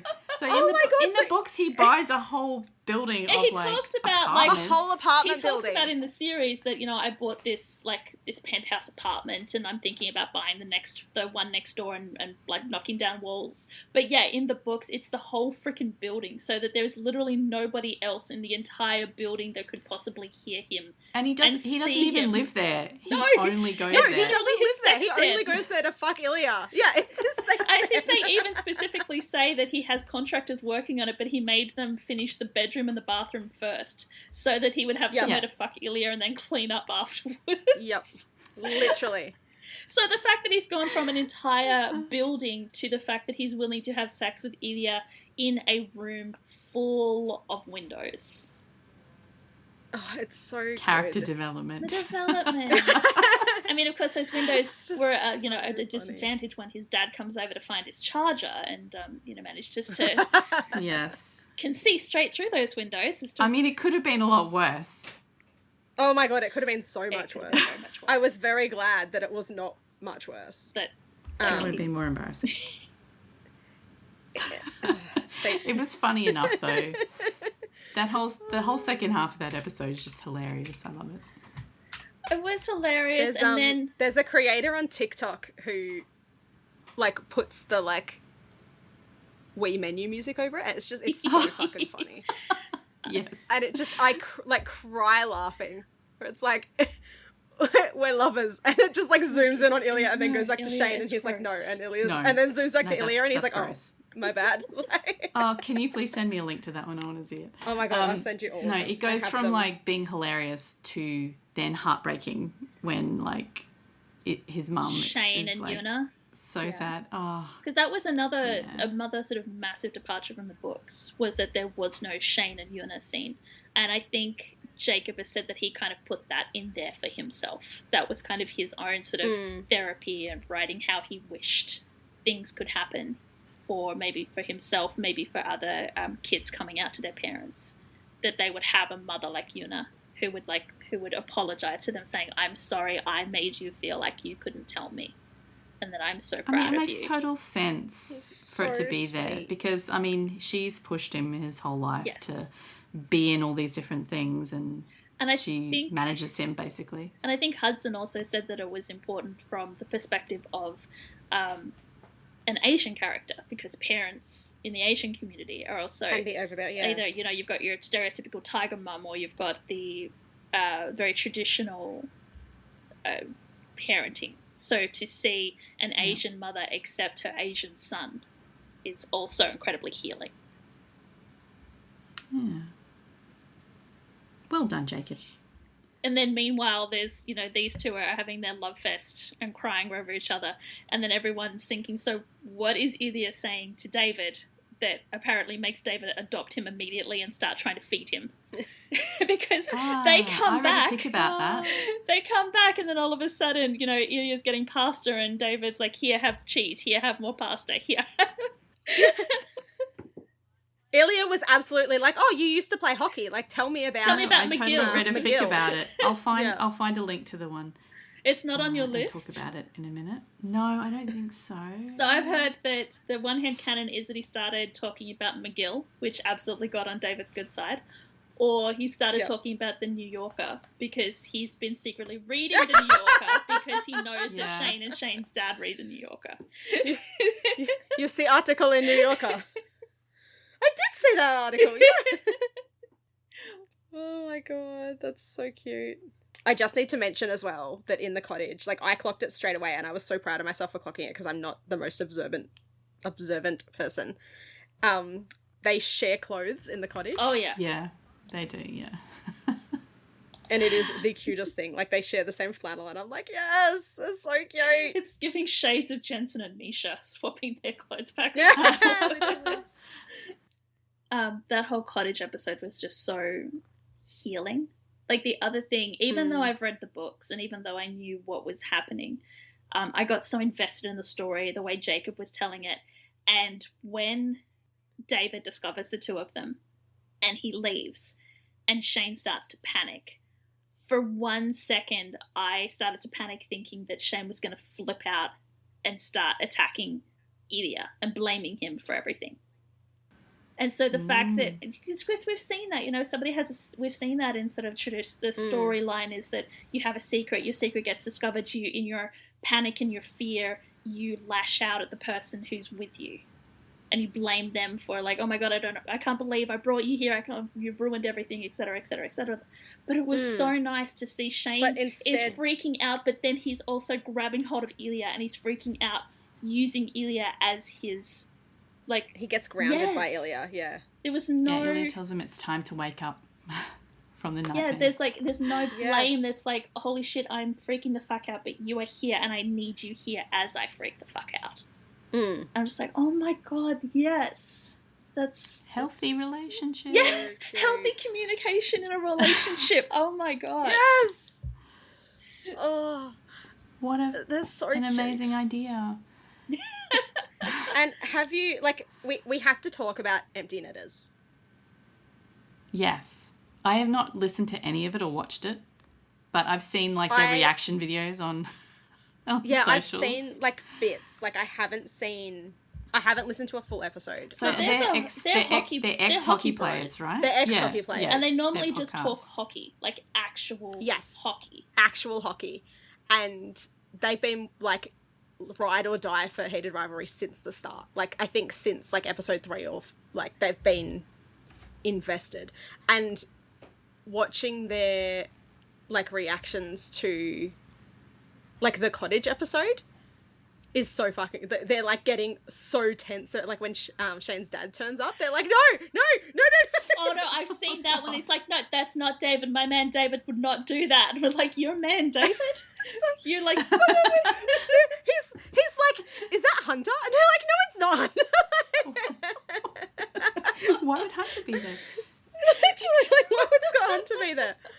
Yes. But I just love how into it they are. Like, so these are 3 straight guys who usually just talk about hockey and sport, and they are so into it, and I love the reactions from, like, there's been, like, people like, oh yeah, I made my husband watch it, and they're getting super invested. Like, oh, it's so good, and it's so nice to see. Yeah, you could 100% have seen that, you know, 3 hockey bros would have started shitting on the show. Yeah, they could have easily been like, oh, this isn't how it happened. And, like, yes, there's some moments where they're, like, the moment where Shane gets knocked out, they're like, what the fuck is this dickhead doing? Why is he looking back at Ilya? And, like, to be fair, it's not like that in the book. But in, like, they don't actually want to kill Hudson, so... But, yeah, they're just like, no, that's totally justified. Like, he deserved to get knocked out there. But, yeah, like, it starts off with them being like, oh, you know, like, this isn't quite accurate, but, you know, it's a TV show, whatever. And then, yeah, by episode 6, they're, like, all fully crying. like tears down their face, like. And then and yeah, apparently they're gonna have Hudson and Connor on it, and I love it. they've had Rob, who plays Kip, on, or they're having him on. So yeah, they're like fully invested in this. They've had I love it. the lady who plays Svetlana. Ksenia. They've spoken to her. That was when she was saying about how Russian cast members were trying to talk to Connor. Connor's like, and she's like, he doesn't understand what you're saying. Oh, that's so cute. Yeah. It's like when the actors who play doctors. Yeah. Are like, yeah, like I said this thing, I have no fucking idea what it means, but I can say it. Yeah. Yeah, but then you know, just to throw in my current favourite TV show, you've got actors like Noah Wiley, who is apparently doing minor surgical procedures on set. Is one of the cast members had a cut and needed sutures, and Noah sutured them. Oh my god! This is life imitating art. I don't. It's amazing. Did they use I'm dental pretty sure floss Connor's... or something like dental sewing kit and dental floss with he's on a hospital set, so they would have actual suture kits. But yeah, legend has it that he does sutures for his cast members. So funny. Okay. I'm pretty sure Connor has taught Hudson how to swear in Russian, so he it's not like he doesn't know some Russian words, he just doesn't speak it fluently. Oh yeah, he can recite his dialogue, and he could probably figure out, this word means fuck. And I'm sure that the people on set would be able to give them little words. I can watch shows that have like French or Spanish in, and you can pick up bits of dialogue, but you can't speak it, and you can't understand all of it. You're just like, oh, they said agua, that's water. Yeah, but like French and like Spanish and whatever are very. Because they're Latin languages, they're easy to they're close to Whereas English, I went to Russia, that's what I'm saying. visited St. Petersburg, and the only language that I picked up the whole time I was there was yes and no. I cannot say anything else. I can. We could say please and thank you. I think couldn't count. Like people would try and say ask us stuff, and we'd just be like, I don't know. Yes. I'm so sorry. It was a very weird experience because at least in most places you go, some people do speak English, and we do try it when we've been to places to try to learn a little bit. But oh my god, the Russian language is really difficult. My best friend went to Finland, in the middle of the year, and everyone was just like, "Yeah, no, don't even try." She knew little bits, but again, not enough to hold a conversation. Yeah. Yeah, but in some countries they're happy for you to have a go. They don't mind if you try. But if you go to Paris, for example, and everyone don't try and speak French in Paris. Don't try and speak. They just look at you and go, "What are you doing? Don't do that." Just. I love the stories of people who go to France and they're studying French, and they'll be so excited to go order a coffee or something, and they just reply in English. Yeah, no, they're like, oh man. I tried so hard to learn conversational and just general phrases to get me through a day, or if, I had to go into a pharmacy, and so I'm looking at how do I greet people, how do I say what I'm asking for. I walked in, I started talking, they immediately switched to English. I'm like, okay, fine. Yeah. Hey bitch, want some Panadol? Whereas actually, I had the experience that Connor must have done with the Russian people trying to speak to in Russian, because I went to Greece and I have Greek family, so I know how to pronounce words, and I can ask for things in a shop or whatever. I can't speak Greek. I don't. The main things I know in Greek are food, because that's what I do in my general Greek life. And I went to a shop and asked for something, and then they just start talking to me and asking me questions. I'm like, I don't know what you're saying to me. I'm sorry. It's so embarrassing. I really wish I was fluent in another language, but no. Yeah, I really admire people who are able to speak more than one language. For some reason, my very white British backgrounded parents didn't have that issue in India. Everyone speaks English in India. It's fine. It was actually really funny. There were these kids at I don't think it was the Taj Mahal, but it was one of the temples, who asked Dad for photos with him, like, with them. And Dad was just like, yeah, sure. Like, they were basically treated like celebrities over there because it was so, like, they went to villages and it was so not normal having, like, white people there. And so these kids were taking photos, and it was because he looked like Hank from Breaking Bad. And they were so excited, and they're just like, oh my God, you look like, and they're like showing him photos, and he's just like, oh, I do a bit. And I'm like, yeah. But it was just so cute that they wanted photos because he looked like Hank from Breaking Bad. Like, that's so funny. Anyway, we got really derailed there. That was very derailed. I'm going to throw in another fun fact for you while we're talking about languages. So, the actress that plays Rose, Sophie, I'm not going to try and pronounce her surname, she apparently plays herself in the French dub that Crave have, because she is she is like Canadian? like French Canadian. Yeah, there you go. Excellent. I love it when I people can do that. I with love their own the amount characters. of, like, because I've had the soundtrack going nonstop. I love the amount of, like, French spoken songs that are on the soundtrack. Yeah, there are a lot of French. The soundtrack absolutely bangs. It's absolute bangers. It's so fucking good. And now that the original tracks have been released too, oh my fucking God, it's so good. I have been playing I'll Believe in Anything nonstop since episode 5 aired. All the Things She Said is like a close second. Yes.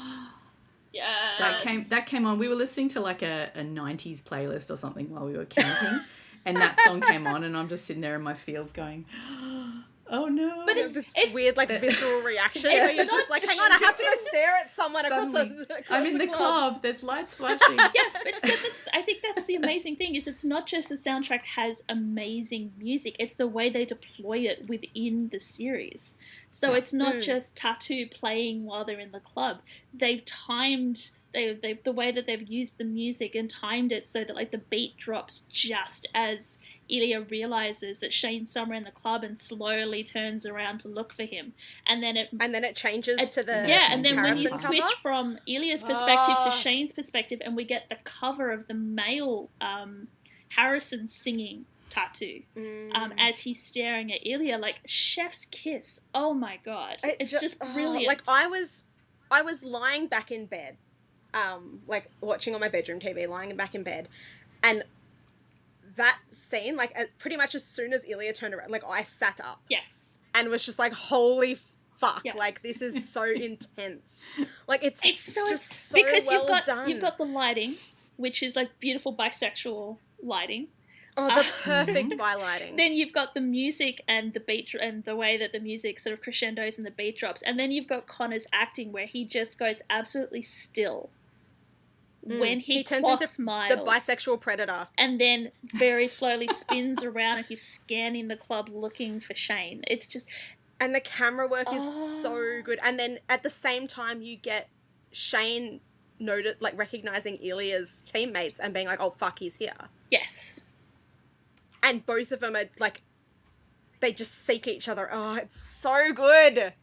Everything is, and so then good. into cut with, like, them going home and, like, Rose, like, taking Shane up the stairs, but it's just, he's just in the club staring at Ilya. He just wants to stare at. Oh my God, it's so good. And so that scene being the end of episode 4, at which point we'd all sort of caught up with the episodes that were already out, and then having to wait for a whole week was such a hardship, especially at Christmas when we're all like for, holidays anyway.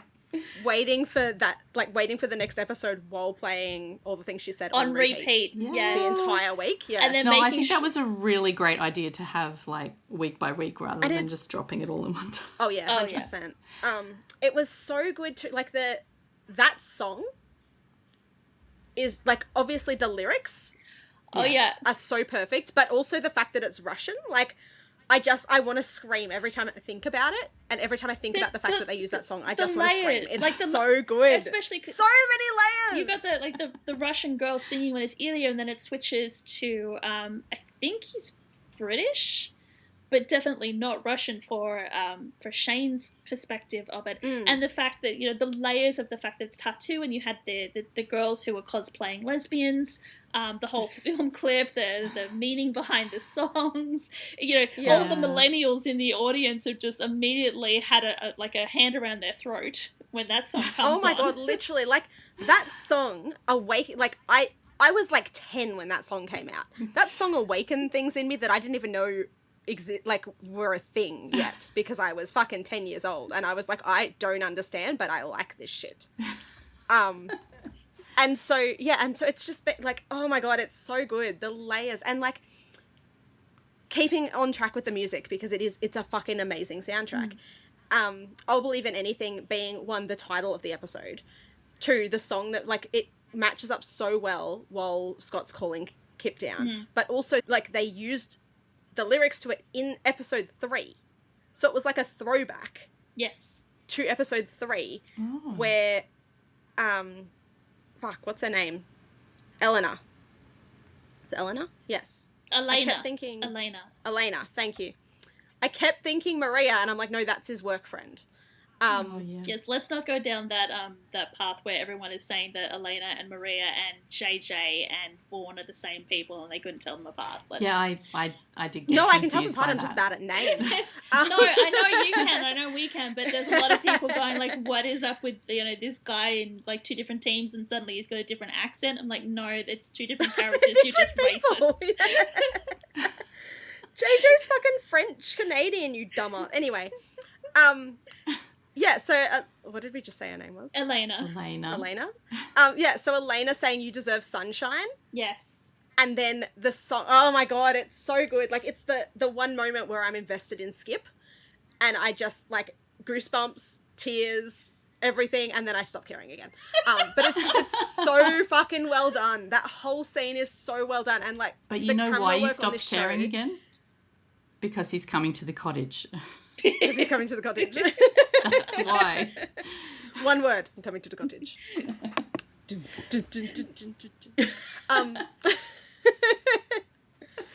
But it's so well done. The music is so fucking well done. Yeah. Yes. And I love that they're not, like, besides all the things she said, it's not super well-known songs. Yes, it's period appropriate songs. It's appropriate for the scene that it's going against. It's not. It kind of feels like the music supervisor from Grey's Anatomy, where that like in the early days of Grey's Anatomy, where they're sort of trolling the bottom of the barrel, trying to find the songs that no one's ever heard of before, but just fits perfectly, rather than having people give them songs to put in. And not so, like, on the nose as, like, the 911 song choices. Yes. Which often fit quite well with what's happening, but are also, like, you're like, really? So you don't think that Ice Ice Baby, when the guy was in a freezer, like, freezing to death, was, I mean, it made me laugh. But I wasn't screaming about it like I was with all the things she said, for instance. No, like, it wasn't in our heads for, no, like, ever. All right, going through the posts again that I shared through the week.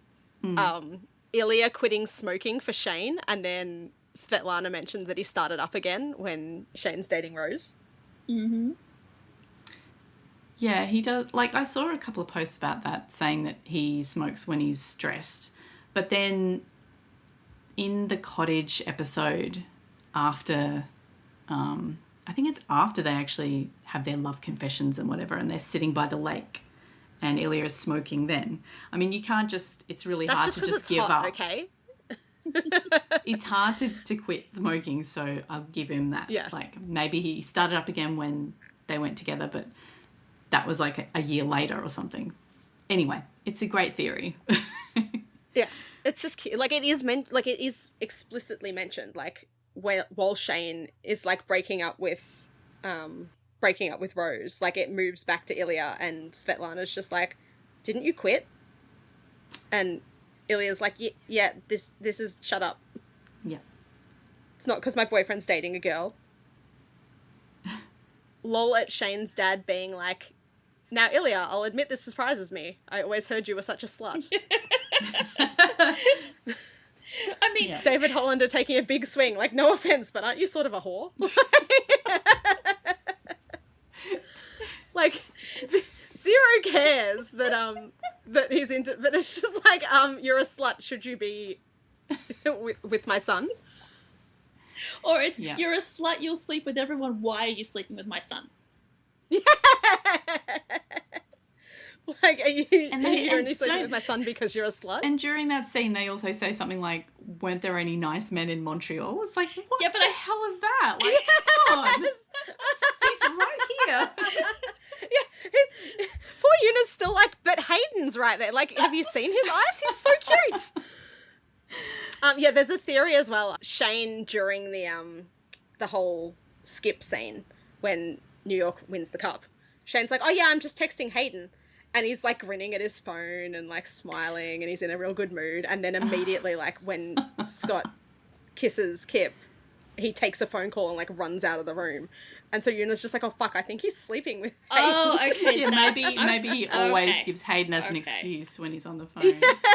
Yeah, that Okay, makes now sense. I understand where that's coming from. Because before, when you started talking about like, where the fuck did they get Una thinks he's fucking Hayden? Like, okay, because he was Yeah, talking. no. Yeah, no, that makes I don't subscribe, but you know, go off. It makes. If I was Una, it would make sense. And then she's like, "But he's a married man, Shane. What are you doing?" That would be a whole other kind of scandal. One scandal at a time. Apparently, there is a scandal in the real life hockey world about that kind of thing at the moment. Oh, A player basically said, "Yeah, we all cheat on our wives when we're on away games." Oh, that's very And- like sports scene. And then yeah. all of the wives have confronted their husbands about it, and the husbands have all confirmed it. And so there's several relationships that are just completely, marriages have ended, and that particular team want that player off because he's just Nice. ruined everything. yeah. But yeah, that's very well known in sport. Oh yeah, it's one of those unspoken things. I think you don't Yeah, actually like, you don't talk about it. Except this guy did publicly. Damn. Well, were they cheating on their wives with their teammates? Because like, Yeah, that'd be it. That we're into. apparently we're into No. that. No, we're not No, into not that. with the- Hayden doesn't have time. Jackie has 4 children. Like, Hayden's busy on his off seasons. Oh my god, I love when Hayden's like, "Oh yeah, so Jackie's pregnant," and Shane's immediate response Again? is just, "Again?" Oh god. And then Hayden's saying, like, I need to get a vasectomy, and Shane's like, too late, mate. Should have thought of that like 2 kids ago. Gay Halloween's going to be awesome this year, because what do you mean you're going as the chair that Ilya drags across the room? No. Apparently Oh my that God, was that was scene Connor. is- Is apparently when Oh. they filmed that, the chair was supposed to already be at the end of the bed. And it wasn't when they started filming, and Connor noticed, so he's just like, okay, fine, I'll drag into position myself. Yeah, they were basically, like, they started the scene and he was just like, "The chair's wrong," and they like, "Also take it in the bedroom," and he's like, "Okay," and made it the sexiest thing ever. Yeah. Yeah, that scene is very hot. But they didn't even kiss. They didn't even kiss. They didn't, and that made Shane sad, but It made him very it's a great scene. I also really appreciate that all the lesbians of Tumblr are just mad because they keep dressing Hudson like a butch lesbian, and so we're all real confused about it. He looks so good. He does. That like outfit that he wore for Jimmy Fallon with like the necklace under the collar and then the earrings and the Who let him wear glasses? it was a prop because he wore. I know, I'm still mad about it. He put on glasses and he was drinking ginger ale. So Mm-hmm. yes, Excellent choices. I love when he grabbed the ginger ale and he's just like, subtle. Yeah. Yeah. so Connor's so Hudson's dressing like that. Connor is just dressing. I don't even have the words for the way they're dressing Connor, but I appreciate it, and I wish they keep doing it. He looks amazing. He does. Although He's a baby. He looks amazing. I don't subscribe to the moustache thing. I don't think the moustache is a good look, but everything else is great. It's very 70s. He's trying to grow his playoff beard. Leave him alone. It's very 70s with, like, especially in the silk pajamas, and then they let the curls go for the more fro-ish than they tend. Yeah, very curly. Yeah. Babies. They're babies. Oh my god. They are literal babies. It's insane. Now, if only I was more invested in If only Scott we were Hunter, also babies. Because, like, Francois is at least age appropriate, although he's also, like, queer, so, you know. But at least he's age appropriate. But I don't care. I had to just turn off the part of my brain that was like, these guys are so babies, and just... Yep. Yeah. I was fine Appreciate watching the it. show until I found out their birth years. And that they were I don't just wanna know. babies. Yeah. And I went, nope. No. No. But then again, I'm not watching the show for the sex. I'm watching the show for the romance. So, Yep. Mm-hmm. That same. Yep. which was why the end of episode, what the fuck episode was that? End of episode 4 was so uncomfortable. When they're making eye contact. When they're making eye contact through the camera, and it's just like Connor staring down the camera as he's simulating jerking off, and I'm like, I do not want you to be looking at me while you do that. Oh my god. I do like that some of the sex scenes in Heated Rivalry are edited like I'm fading in and out of consciousness in the cuck chair. Yes. Yep. Yeah, they do kind of fade out and then fade back in, and they're still going at it, so... But then change positions. Yeah. They only get, like, how many games do they play against each other? They don't have much time, okay? Plus, they don't last very long, and they're young, so their refraction period is probably, very quick. Yeah. So they're taking especially in the advantage of early that. days. Like, they've got time. Yes. Going out tonight, I hope I don't see my several-year-long situationship dancing with someone else to make me jealous while all the things she said plays in the background. I was looking for a specific post, but I can't find it. You just know Ilya was instantly giving Shane shit for finally getting into a hockey fight and for it to be that one. Oh, yeah, we mentioned that one. Fights are for during the game, Hollander. We do not attack senior citizens on their way home. So fun. I love all the memes about Scott, like, being in Shane's walls. Like, Shane's like, oh, it would have been nice if you showed up. And Scott's like, I will fucking kill you. I will turn up to room 1221. Do you want me to tell you about some fics? Yes. We're at the fig place? Yep. Okay. So I think the first one that I read and then wrecked in the other chat, which you may have already read, is the one where Ilya gets added to the WAGs chat.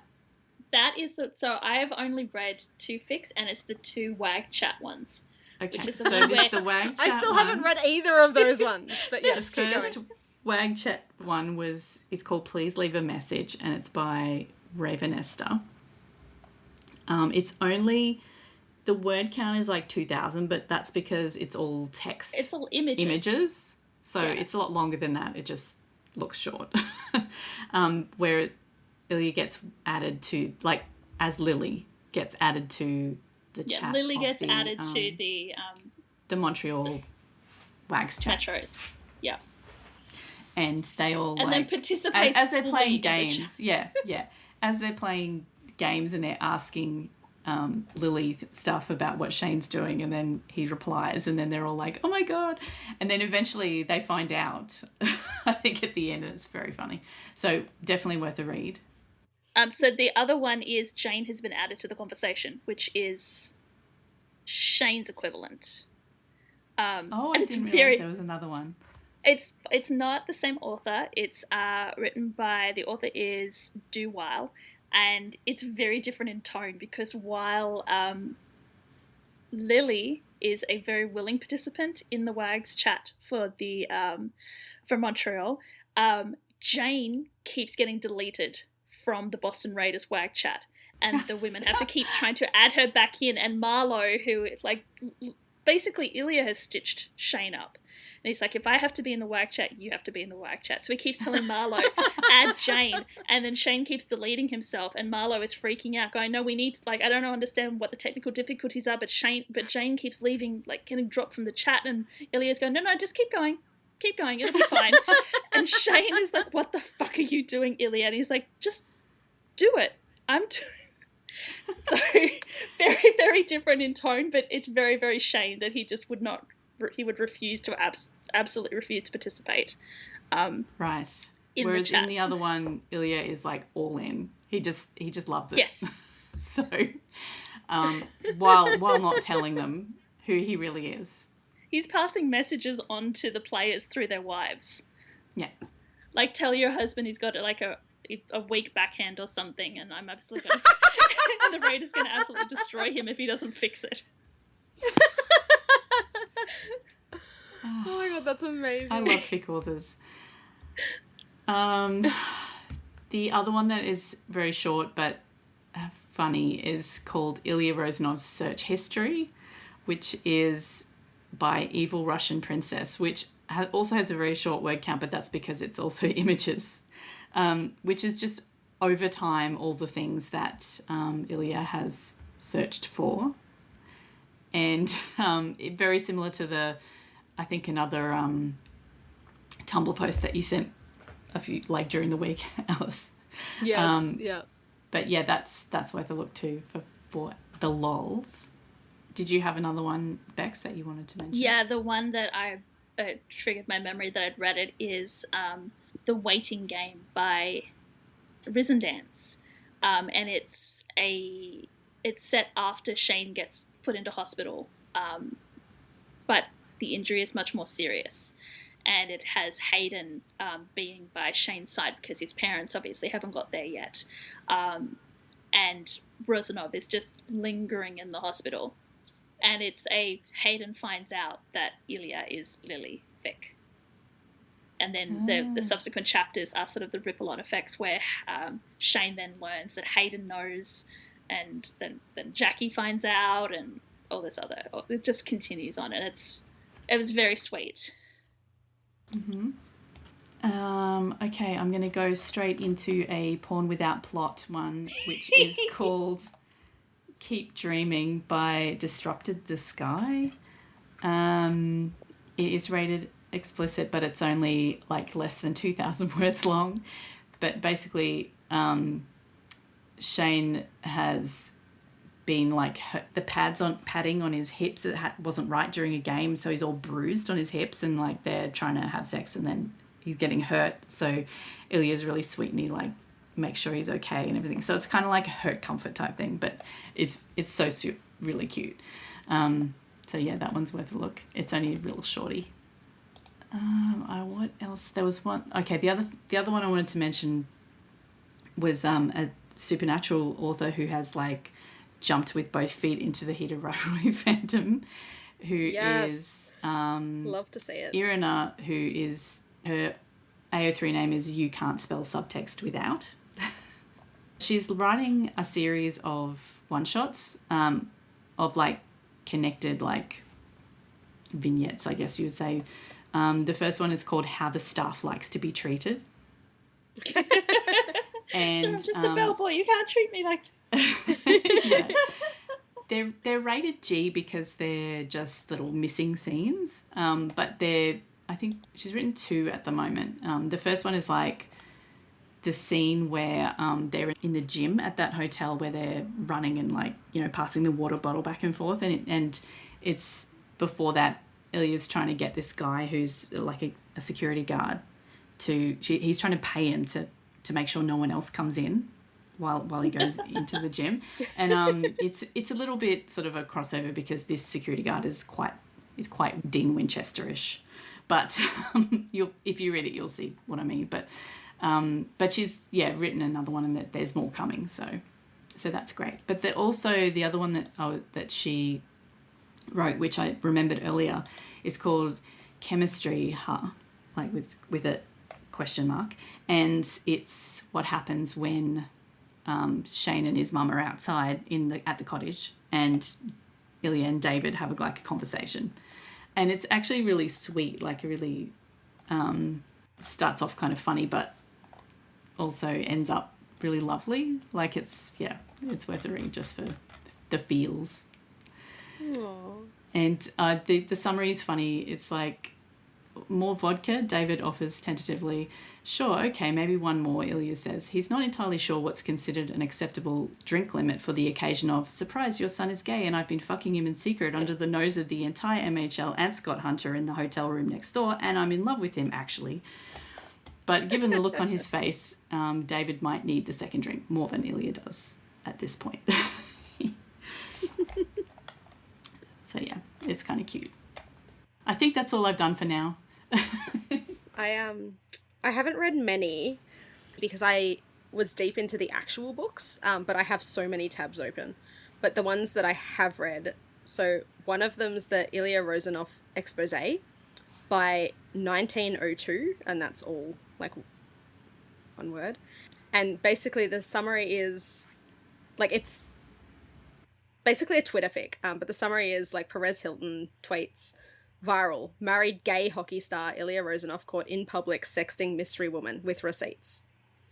And there are like slight spoilers for the long game, but not like massively. But yeah, the whole thing is like articles about basically Ilya is texting a girl named Jane at a coffee shop. And like someone on Twitter was just like, oh my God, Ilya Rozanov's here. Like, this is so cool. And then like, oh yeah, like I tried to like wave at him, but he's won't get off his phone. And then he takes a photo and then people zoom in and they're just like, oh my God, he's sexting a woman named Jane. Oh no. And obviously like we know that Jane is Shane, but the whole thing blows up and like the boys refuse to make a statement about it for like over a week.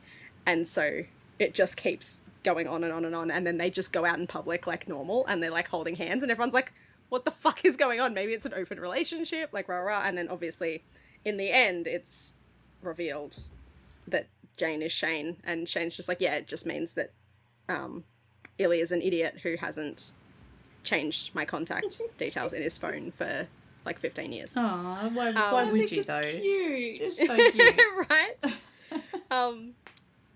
But yeah, so then the one that I read last night is Wanna Get Stuck in Your Head by Peculiar Blue, who is the same author, but it's a different account to the 911 fic Ice Cream Before Dinner, which is one of my favourites. So yeah, I was recommended this yesterday and read it all in one sitting because, you know. But yeah, it's all like alternate HR timeline. Like it's all canon, but like the authors very much like don't look too closely at the timeline because I didn't. But it's just makes HR like Heated Rivalry way more fluffy. And the summary is, he only realizes he's doing it when it's too late to stop. He's standing in the drink aisle of the grocery store, checking the expiration dates on the cans of Coke, mentally cross-checking them with Boston's away game schedule, and the reality hits him like someone shook one of those cans and popped it open. A snap, a fizz, a mess. Shane is making space for Ilya. Or lessons in budget-friendly shopping, home decor, and resisting the urge to neatly combine all your situationships shit into a drawer in your bedroom because you might be falling in love with him. A 7-ish step guide by Shane Hollander, who is so fucked. I love the way that they just like the relationship develops without them really realizing any of that, and then all of a sudden both of it separately they get like their moment where they're like, oh fuck, how have I ended up in love with this person? Right, that one is 31,000 words, so it's like an easy one to get stuck in one sitting, but not exactly super short. And then the other one that I've read that is interesting and is absolutely 100% because of Hudson's daring to the fandom, but it's called Nothing But Some Heartburn, Baby, and it's by Lots, and then in brackets Sir MX A Lots, and the summary, so it's 4,600 words. The summary goes, most people in Shane's position would call a doctor after 2 positive tests, but Shane isn't most people. So instead of doing that, he takes 17 tests over the course of 2 days. Final result, 16 positive, 1 negative. It does have a massive trigger warning for abortion, but that's not actually like mentioned in the fic. It's basically just Shane spiraling until he, like, this is pre-tuna melt. That's literally the tag, is pre-tuna melt. So he just fucking spirals, won't talk to Ilya, finally talks to Ilya, and Ilya's like, so just don't have it. Like, I don't understand what the problem is here. Yeah, but it is explicit as well. But yeah, that it's literally like known as the boy-bortion fic. It's absolutely because Hudson was spurring people on. But it's actually kind of sweet. Like, I don't normally read a lot of MPreg, and yeah, it's really sweet seeing how Ilya treats him during it. We love a hurt comfort. Right.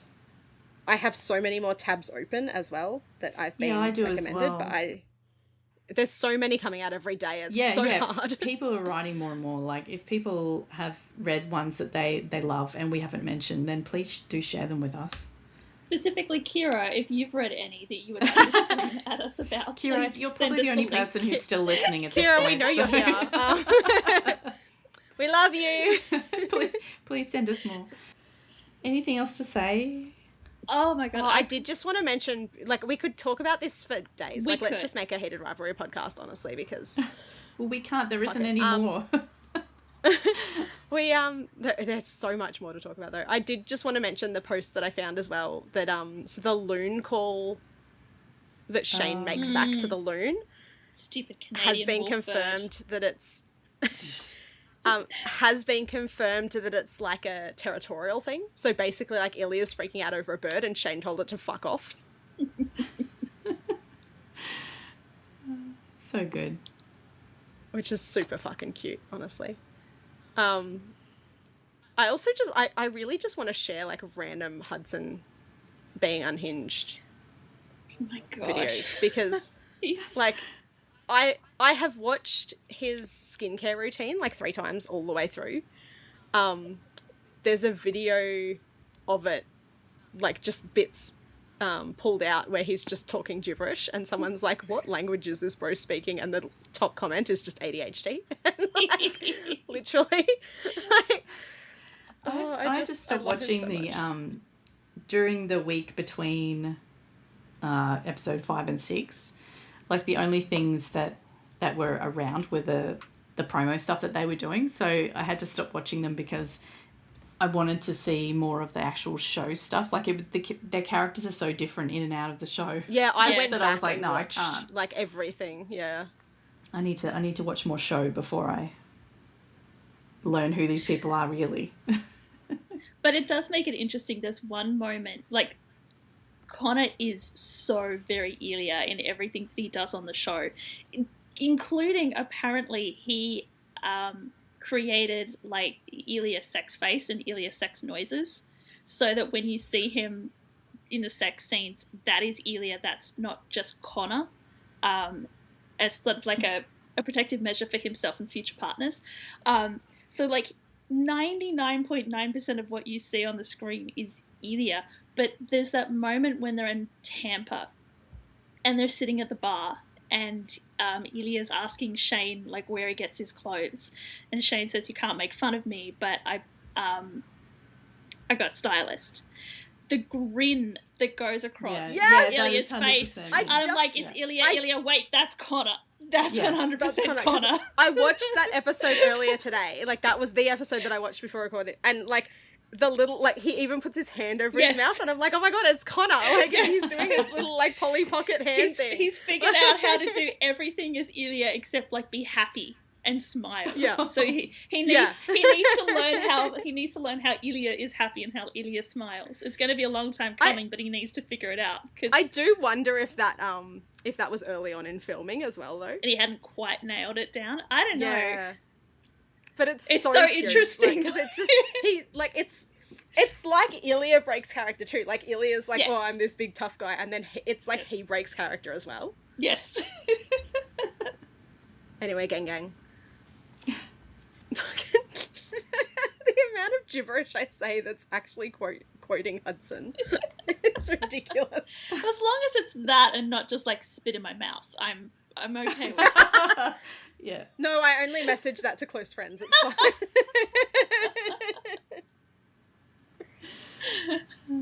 Bunch of weirdos. Oh, he's so weird, and I love him for it. It's just... And I love the fact that he's so unhinged that people are looking at him going like, dude, have you ever done any media training? And then you've got people who actually... Then he goes, he's like, I'm just not coachable. I just don't care. Yeah. And people who coachable. like are in the industry and like are coming out and saying he 100% is media trained because he doesn't like go off the rails in every single direction. He's off the rails in one particular direction, distracting you from everything else that he's not saying. So like he's feeding you over here and you're not looking at like his sexuality, his relationships, his personal life. So, very well done. I love him so much. There's a short film. I don't know if you guys saw it. I have been watching Hudson's short films as I discovered them. Is that the Land Leopard? Oh my god, I love Land Leopard. No, there's one where he acts like he plays like a human dog. Oh my god. But it was so good. But yes, fucking Land Leopard, man. I have not seen that one. Oh my god, it's so good. You know, I missed heaps It's while like I was Call Me away Gay for a one more whole time. week. Because One more time, Miley Cyrus. because I got back and there was all this talk about like there's this photo shoot with them with these fairy wings on, and I'm like, what the hell's that? Oh, yeah. Ember and Ice. Yeah, and then I find out that they've done a whole audiobook of like this smut audiobook. I'm like, oh my god. That'll do just to catch you up. Oh my god, what the hell? Oh yeah, okay. Alice is there first. That's the Land Leopard. I'm trying to find the dog one. It was only yesterday that I watched it, so it can't be that far up on my history. It's actually a really sad short film, but I was just like, what the fuck? Like, Hudson, why are you a puppy? We know you're a puppy, but why are you playing a puppy? Anyway, we should probably wrap this shit up. No. Never. No. Let me keep screaming unhinged about these two. And Look, we can do another episode when we get to season 2 of it, okay? No, that's like 18 months Well, away. hopefully Fuck it won't that be shit. that long. well, they've started casting for season 2 because I saw a video on TikTok where someone was celebrating about the fact that they got a background character role for Oh, that's cute. That's the other thing that I think is adorable is all of the people who I saw one video series which was this girl going, so yeah, my husband's best friend, or like my husband's friend is in Heated Rivalry, and she did a follow-up video and she's like, yeah, we're actors in Canada and my husband worked with this guy, they were at a restaurant together, they were both service together, they were also acting. He auditioned for Heated Rivalry, apparently his friend auditioned as well. They didn't know it was Heated Rivalry. They just went and auditioned, and then I started watching it, and I telling my husband about it, like, oh my god, it's this hockey show. He's like, yeah, I auditioned for that. I think my friend got a role. And she's like, oh, like, what about the background character? He's like, no, it was one of the Russian guys. Like one of the like Russian minor characters. Like, no, I think he got the lead. Oh my god. And then you've got people sort of posting, like, oh my god, I was at this pizza restaurant when Hudson was a server there, and there are like Yelp reviews of people going, my god, the review. Yeah. The review makes me laugh so much because it's like, I need to find it, but it's like the pizza was great. waiter was really hot, Yeah. rah, rah, rah, and then someone commented like the reviewer, and it's just Ilya eating spaghetti. But yeah, it's so fun that like these are just two young working actors in Canada who have had other jobs to support themselves, and now all of a sudden they've been catapulted into fame, and everyone's like, oh my god, like I worked in a coffee shop with this guy. Yeah. Oh, I love them so much. It feels like such a special time because obviously like they're unknown at the moment. They're just having fun. Oh no, They they're haven't very distanced known themselves.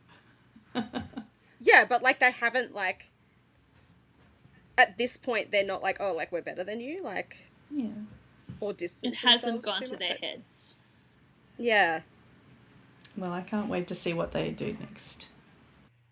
The food is great. There's a server there named Hudson, and he really needs to look into modelling. The man's gorgeous. Pick of the customer. Ilya eating spaghetti. Bless. Also, if you haven't watched the interview that I shared, fucking, I laugh so hard every time. Dumbass fucking film students, man. I don't know how I'm going to get all these links into the post, but I will do my best. This whole episode is just going to be links. Yeah. And the edits are so fucking good too.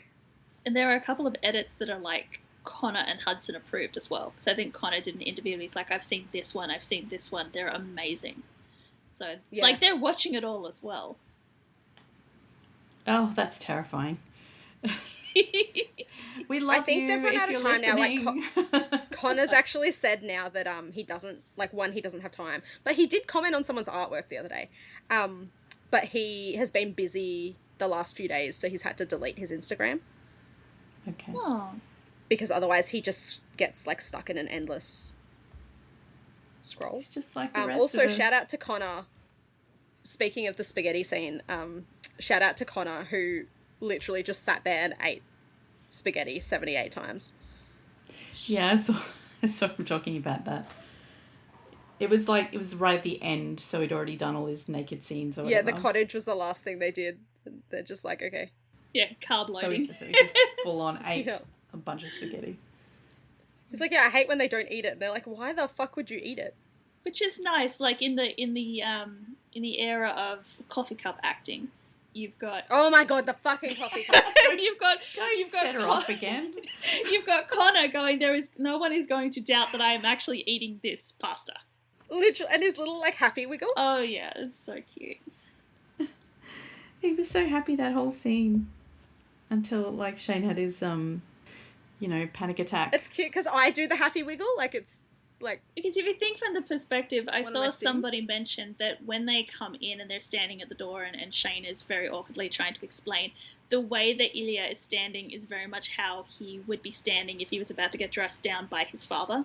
So he's standing my God, there literally. waiting for the like rain of hellfire to come down on him and Shane, and instead he's got parents who sit them down at the table and they give him vodka and they give him food and they seem to be Yep. accepting their son. And I mean, his future father-in-law's calling him a whore, but he's not throwing him out of the house.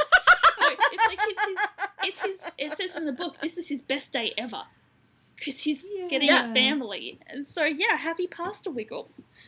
Oh, bless his He's so heart. cute. I just want to give him I a love hug. him so much. Oh my god, literally, I love Ilya so much. Like it's absolutely Team Hudson, but Team Ilya. Sorry, Shane. I love my little neurodiverse baby boy. But There was I just want to wrap Ilya in blankets. was forever. the video that that Ilya girlies are Hudson girlies and Shane girlies are Connor girlies. All right, any more posts to discuss? Oh, probably, Are we but done? it's getting late and I think we're So starting many. to wind down, so we should probably Yeah. call it a day. Oh my god. All right. It's just so good. Like, and there'll be more as soon as we stop. There'll be more, and you'll like next week we'll be like, okay, let's watch 911, and I'll be like, no, wait, I found more. Like we haven't even gone into the costumes. The fucking logos, which Oh my god, the logos! I had to get I prefer the Metro's colours. but the logo. Obviously, like I can't do the logo. is 100% So someone's arsehole. It's an asshole. It's meant to be. And ever It's since meant to be an asshole. Jacob confirmed that they sat down and they worked out, okay, which teams are tops and which teams are bottoms, and the logos are going to represent that. And as soon as he said that, I looked at the Metro's logo and went, oh my god, I cannot unsee that. Yeah, Yeah, that's a can't bot. unsee it. We Yeah, can, the Raiders hat that I got is like instead of having the logo on it, it's the shirt that, oh my god, Ilya wearing the fucking shirt and Shane being like, that's not gonna help. They don't know I play for Boston. but you gotta love, I mean, that shirt is 100% the costume designer out the back with a cricket. Just like Yeah, right? putting a It's decal great. on a Gildan t-shirt that she's picked up from like the Walmart or something. Oh my fucking god, it's so good. But yeah, look, There's like full-on club nights and everything happening, and I'm so tempted to go to the Melbourne one, but that involves going to Melbourne. I'll just keep watching it over and over again in my in my little room here. yeah, but that's the good thing. It's only 6 episodes. I mean, 5 if you cut out episode 3. So you can just watch it over and over and over again because it's, it's only a couple of hours and you're done, and you can start all over again. And then you can like change the order, so you can watch episode 3 first and then go like do the machete order. So watch episode 3 first, then go back to episode 1. Yeah. And each time you watch it, you notice new things about the set or the costumes. There is the a woman on TikTok who is doing like a deep dive on like the cinematography and the lighting and the sets, or the fact that all of their sets were not locations. It was a giant fucking TV screen that they're standing in front of. So it's not even green screen. It's just they set up a giant like cinema screen, and then just had the actors standing in front of it. What? So like the beach scene was in a The beach is sound literally stage. just a TV, yeah. It's a TV of the beach with the sunset, and Hudson and Connor are just sitting on like a tarp with some sand spread on it. Oh, that just ruined the TV magic. No, it doesn't, because I know that, and I was watching them going, I cannot believe that this is just a TV screen. It 100% looks like they are on a beach somewhere. Yeah, it's incredible. Like, just, and I love that it's like any question where you're trying to work out why they did it that way. It's like because they had $3 and a dream. Pretty much. Yeah. But at least we don't have the disadvantage of knowing the locations, because apparently so many Canadian people are watching going like, what do you mean India's in Russia? Oh, the under the That's bridge. Just, yeah, like, the under the bridge scene is like just that's a random not bridge. Russia. That's just like a National Trust building or like some kind of garden that we all go visit on like our school holidays. What are you talking about? Right, yeah. So that ruins the magic for everyone. We don't have to worry about that because we have no idea that it's not Russia. To be fair, poor Canadians can't even watch Supernatural without being like, that's the same fucking psych hospital that they go to every season. It must be tough. I will attempt to include links for everything that we've talked about, or at least most of what we've talked about tonight, in the post on our website. So if you want to see links to the fix, for example, or some of the Tumblr or TikTok posts that we've discussed, I'll try and get them all there. And hopefully we won't have too long to wait until we get more Heated Rivalry, but you never know. It might be like this time in 2 years that we get to talk about it again. They better not. Hopefully not. Yeah. Better not fall into the Stranger Things the way that they did things, because that sucked. But in the meantime, we have to get back to season 5 of 911. So we have to. Next week we will return to our scheduled programming. Irregularly scheduled programming. It feels like it's been so long since I watched any 911, but anyway, that's because it has. I mean, I watched it yesterday, but yeah, it was season 9, so it sure was an episode. We're up to episode 7, my god. Yeah, getting through it. All right, well, thank you everyone for listening to our deranged ramblings, if you've made it this far. Thank you, Kira, for listening to our deranged ramblings. We love you, Kira! This is all your fault! Thank you for enabling us! And we will talk to you again next week. Bye! Bye. Bye! 911 is a fictional show, but many of the situations portrayed happen in the real world too. If any of the topics we've discussed in this episode have affected you, please know you're not alone. You can call or text numbers in your country for help. Just Google crisis support in your location to find out the number. If you enjoy our podcast, you can help us out by leaving us a review on Spotify or your preferred listening app, and by sharing our social media posts. Find out more at thatweewooshow.com.